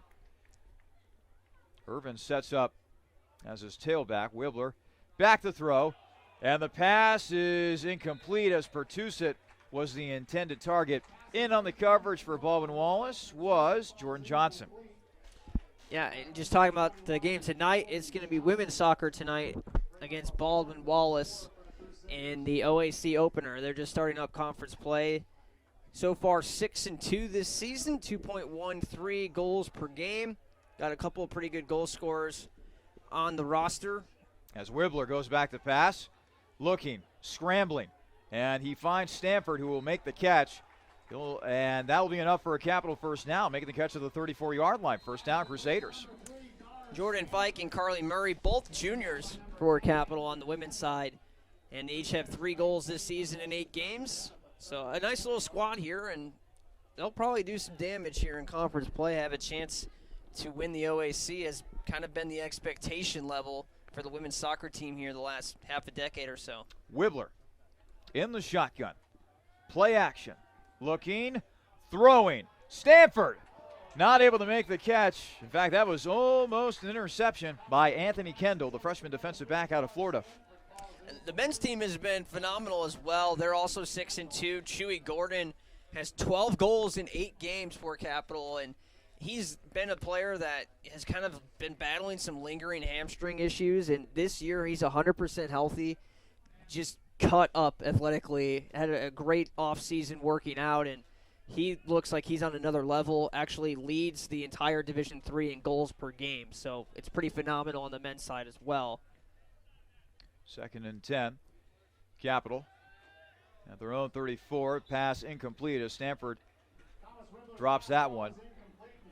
Stanford defended on the play defensively that time by Raheem Wilson, junior defensive back out of Tampa, Florida. Well, there's certainly going to be a lot of things to look forward to when it comes to both the men's side and the women's side of Capital Soccer. And both those teams, they are definitely going to be in the running, not only for the OAC title, Jimmy, but possibly maybe a deep run in the NCAA tournament as well. The men were actually ranked in the top 25 earlier this season. They're right there kind of on the bubble, and they play tonight at 7 o'clock as well if you want to follow along. They're on the road at Baldwin Wallace as well. 3rd and 10.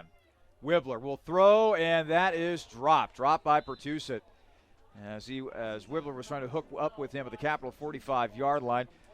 In there defensively was Noah Jackson, the linebacker for Baldwin Wallace. 5 minutes remaining in the fourth quarter.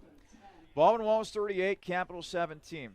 Well, Jimmy, we have time to discuss this, although let's see here. Coming up here is Capital with a 4th down play. But there are definitely some things that Capital has to improve upon here. And now that Capital will sink to 0-4 overall and 0-3 in conference play. It doesn't get any easier either, Charlie. No, it does not, with all that competition that awaits them in the month of October. Wibbler throws, pass complete to Heater, but he will be short of the first down. And I think for the 3rd time today, Capital turns it over on downs, as Elijah Green was the one who made the tackle. Well, Jimmy, let's go ahead and have that discussion. What are some things that need to be fixed here for Capital going forward? Defense has been the main concern. Obviously, they're top offense in the conference, and then they're the bottom defense in the conference, and there's no in between there. So it's obviously an issue where you got Wibbler throwing. Again, he's thrown for 57 pass attempts today. There's just no balance offensively, and Wibbler's having to do it all with his arm. And the defense is out there a lot because we're throwing it so much. The clock's not really moving too much. And, you know, if the defense is going to be out there for between 60 to 90 plays, there's going to be a lot of big plays on the other side just because there's a lot of offensive firepower in the OAC traditionally, and this year's been no different. So there's a lot of firepower that they're trying to put up with, and offensively they can only throw. It's going to be a run play up the middle for John Murray Jr. as he takes it to the Capital 30-yard line. It'll be a gain of 4 for the big fella from Cincinnati, Ohio, giving him 119 rushing yards on the day to go along with 3 rushing touchdowns. And a good day for Murray on the ground. We've already referenced the upcoming schedule for Capital. Road game at John Carroll. Then they welcome in Mount Union in a couple of weeks. And they got the rivalry game coming up against Otterbein. And the way the Cardinals have been going so far this year, they might be desperate. They're definitely going to be bringing their best effort against Capital in the annual rivalry game between both those schools from Columbus. As Murray Jr. runs it, trying to bounce it outside right there. And it'll only be a gain a couple for John Murray Jr., big old number 34. Yeah, possession-wise, Capital's had 12 possessions today, and only 4 of them were for more than 3 minutes. That's And again, some of those were touchdown drives. You had a 3-minute, 48-yard touchdown drive, 7 plays, 85 yards. And I said that word yard in there at the wrong time. But obviously, they can move it. But, again, you're not using a lot of clock on your possessions. And it's allowed Baldwin Wallace to have 14 possessions now. And that's a problem. And more importantly, it does not allow your defense to get sufficient rest for the next series. As John Murray Jr. takes it up the middle, and he'll garner a first down for Baldwin Wallace as he takes it to the Capital 21-yard line. 3:23 remaining in the fourth quarter. Baldwin Wallace 38, Capital 17. So there's a lot of work to do here for Chad Rogaszewski and crew. Here's another one for you that's going to be interesting. They've had 5 drives of at least 9 plays today, has Capital. 3 of them ended in downs, 1 of them ended in an interception, and the other one ended in a missed field goal. So 5 drives of 9+ plays and 0 points out of all those drives. Goes back to the inability of simply not finishing drives. If you finish those drives, boy, this would be a much different ball game. Another tough run for Murray Jr. as he breaks a couple tackles. Takes it inside the 10, all the way to the 7-yard line of Capital. Another first down for the Yellow Jackets. Boy, I really think, Jimmy, that B-Dub has a talented runner, and John Murray Jr., only a freshman. Again, yeah, freshman who missed last season with injury, so I got the red shirt, obviously, and we'll see what happens, but he's probably going to be a guy that we keep an eye on here. And we'll see him again, obviously, his junior year, 2 years from now here at Bernlohr, so I'm sure he's going to be even better. Which is scary, considering how good he is right now. Hudson will set up in the shotgun as we tick under 2:15 to play. Another run up the middle by John Murray Jr. as he will take it to about the 4-yard line of Capital. And it looks as though, given the pace that Baldwin Wallace is currently conducting their offense, I think they're just wanting to run some clock here. They're not in too much of a hurry. They don't want to stick Capital's face in this. Yeah. Already leading 38-17, which, you know what? That's good sportsmanship. They would be kneeing it out, but they actually can't run the rest of the clock off. So you'll just see them kind of simply run it here a few times, and if they score a touchdown, great. If not, They might just need it on 4th down and turn it over. Second and goal from the Capital 4-yard line. Hudson will hand off once again. And this will be an easy touchdown run for John Murray Jr. Capping off a sensational day for the Cincinnati native. His 4th rushing touchdown of the day. In just one game, he went from 0 rushing touchdowns to 4 rushing touchdowns. And 150 yards on top of it, too. 16 for 149. Not a bad day. Again, touchdowns are kind of noisy from a statistical standpoint. They kind of come at more random times. You know, the more consistent is your yards per carry average. That's going to be consistent throughout the season more so than your touchdowns.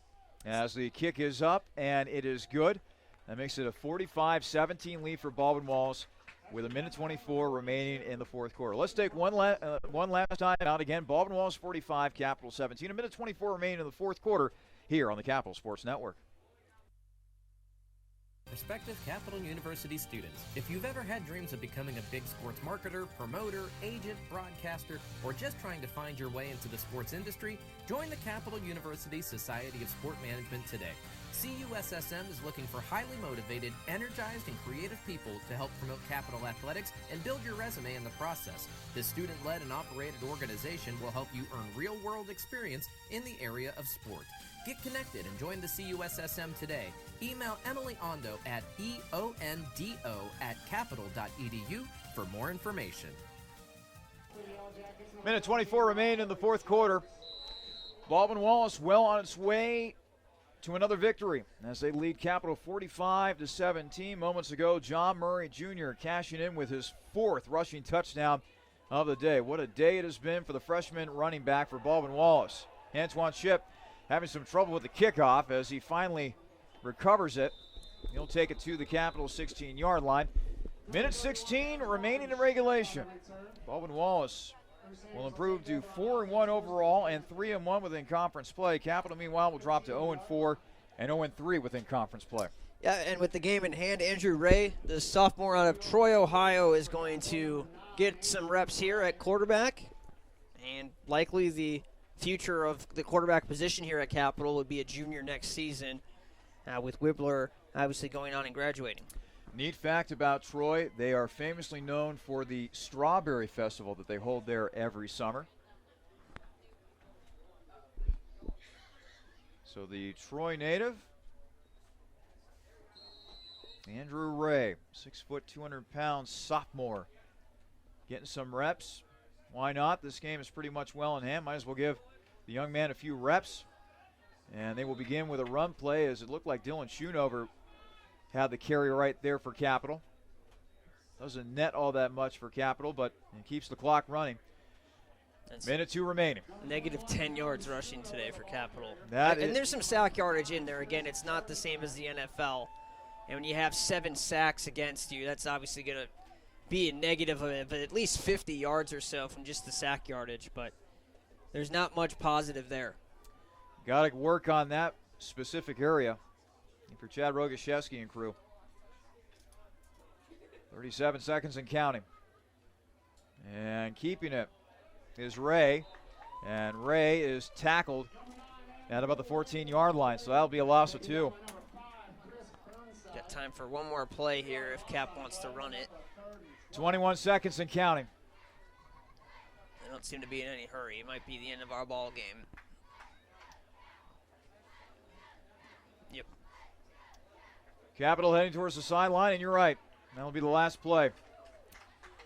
A disappointing result for Capital here on homecoming as the Crusaders fall to Baldwin Wallace by a final of 45-17. Coming up, the Byers Airport Subaru postgame show.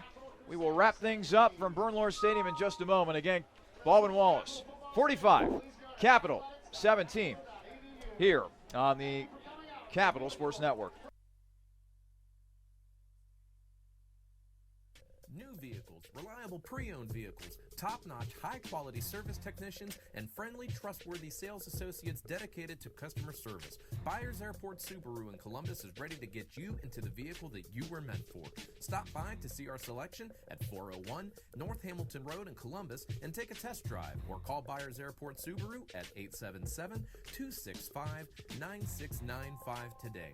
Byers Airport Subaru is a proud supporter of Crusader Athletics. Subaru, confidence in motion.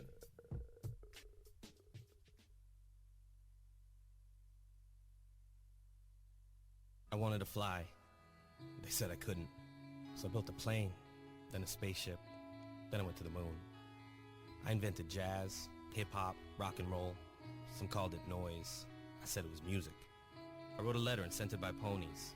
It didn't get to you fast enough, so I used trucks and ships. But still, they weren't fast enough for me. So I lost the paper and the ink. I sent it by magic. I called it email. I made up new words: jukebox, bling, Google. And I decided some old words weren't okay to say ever again. The mustache. I tried to bring that back 17 times. I wore knickerbockers and shoulder pads, poodle skirts and flannel. When I came back from World War II, all I had was a t-shirt. So I made that cool. In fact, I invented cool. Who am I? I'm the spirit of youth. It's my job to move the world forward. Pepsi. Every generation refreshes the world. Welcome into the Byers Airport Subaru postgame show. Here on homecoming, Capitol falls to Baldwin Wallace, 45-17. Alongside Jimmy Bloomfield, I'm Charlie Danis. Let's go ahead and give you a quick recap, scoring-wise, for this game. Capitol began this game with a 32-yard field goal. That came with 11:01 remaining in the first quarter. Then in the second quarter, Baldwin Wallace blitzed Capitol. First, a 1-yard rushing touchdown by John Murray. That was followed by a 2-yard rushing touchdown by John Murray, and then an 80-yard touchdown run by John Murray.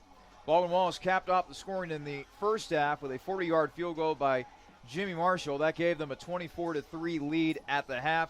And then in the second half, with 13:26 remaining in the third quarter, Jordan Leverett, with a 35-yard touchdown reception from Jake Hudson. That was followed by a Dar Stanford 2-yard touchdown reception from Thomas Wibbler. That came with 9:33. That brought Capitol to within 31-10.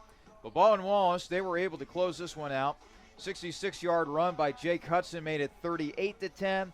David Barnett was able to find the end zone from 6 yards out on a touchdown reception. That made it 38-17. And then things were finally capped off by John Murray with his fourth rushing touchdown of the day from 4 yards out, 45-17, which ended up being the final score of the game. It's now time to name today's player of the game, brought to you by Pepsi. And Jimmy, I think we have a very easy candidate today. Yeah, they're not always easy, but this one is today. Obviously, John Murray Jr., 16 carries, 149 yards. He didn't have a negative carry all game in 16 attempts, and his long was an 80-yard touchdown. He ran for 4 touchdowns total. And meanwhile, let's go ahead and name today's play of the game as well. This is also brought to you by Pepsi. How about that long run by Jake Hudson? That's what I was going to go to. Hudson with a 66-yard touchdown run. That was on 3rd and 4. And at the time, it was a 31-10 game. And it looked like Capitol would be getting the ball back. They had just scored a touchdown, and it looked like things were going in the right direction. And that touchdown kind of took the wind out of the sail there. So now let's go ahead and take a look at the rest of these statistics. First, from an individual standpoint, let's start with Capitol today. Thomas Wibbler, 31 of 58 through the air, 338 passing yards, 2 passing touchdowns, and 1 interception. Rushing for Capitol, Antoine Shipp, 4 carries for 24 yards. Corey Heater, 7 carries for 4 yards. And Dylan Schoonover, 1 carry for -2 yards. Receiving for Capitol, Dar Stanford, 9 catches for 106 yards and a score. Connor McLeod had 7 catches for 115 yards, no touchdown. David Barnett, 7 catches for 54 yards and a score, and Corey Heater had 6 catches for 41 yards and no score. Baldwin Wallace, meanwhile, Jake Hudson, 16 of 28 through the air, 239 passing yards, 1 passing touchdown. He also ran the ball 5 times for 97 yards and a score. We just talked about that 68-yard touchdown run he had. John Murray Jr., what a game he had, 149 rushing yards, 4 rushing touchdowns. And then receiving the ball today for Baldwin Wallace, Rob Wolfington had 5 catches for 96 yards. Darian Greer had 4 catches for 29. Jordan Leverett had 3 catches for 59 and a score. And Deion Greer had 2 catches for 40 yards. And now, Jimmy, now the team stats. A lot of offense on Baldwin Wallace's side. 59 total plays for 521 yards. On the ground, they totaled, I'm trying to find it here actually, 31 carries for 282 yards and 239 yards through the air, so very good balance. Capital had 26 carries for negative 10 yards, 338 through the air, and a total offense of 328 on 84 plays. Both teams had 20 each in terms of first downs. Third down conversions, 8 for 13 for BW. Cap was 6 for 19. And red zone chances, I mentioned not finishing drives. BW was 3 for 3 with 3 touchdowns in the red zone. Capital was 2 for 4 with just 1.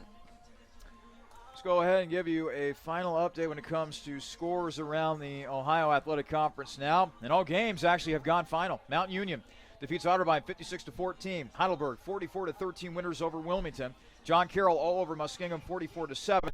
And Marietta wins another shootout after defeating Capital earlier this year 51-50.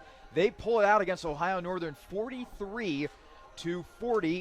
So Marietta will remain undefeated in OAC play. Meanwhile, the Polar Bears suffer their first loss within OAC play. Coming up later on tonight, Jimmy will be on the call as women's soccer will take to the pitch here at Bernlohr Stadium. And Capital, Jimmy, looking to continue their winning ways. The women's team off to a very nice start. 6-2 this season, and coming off a win against Ohio Wesleyan here on Wednesday. Starting conference play up tonight, so it's kind of the start of the new season, if you will, especially on the soccer side. Very important to win that conference title and just kind of secure your spot in the NCAAs. Meanwhile, for the football team, they'll be on the road next week at John Carroll. That game is scheduled to kick off at 1:30. Our next broadcast will be on October 13th when the Purple Raiders of Mount Union come to Bexley to take on the Crusaders. Kickoff is scheduled for 1:30. We will get things started with the Rusty Bucket pregame show beginning at 1 o'clock. For my broadcast partner, Jimmy Bloomfield, this is Charlie Danis saying one final time the final score from Promort Field at Bernlohr Stadium. Baldwin Wallace, 45. Capital, 17. So long and good night from Bexley, Ohio.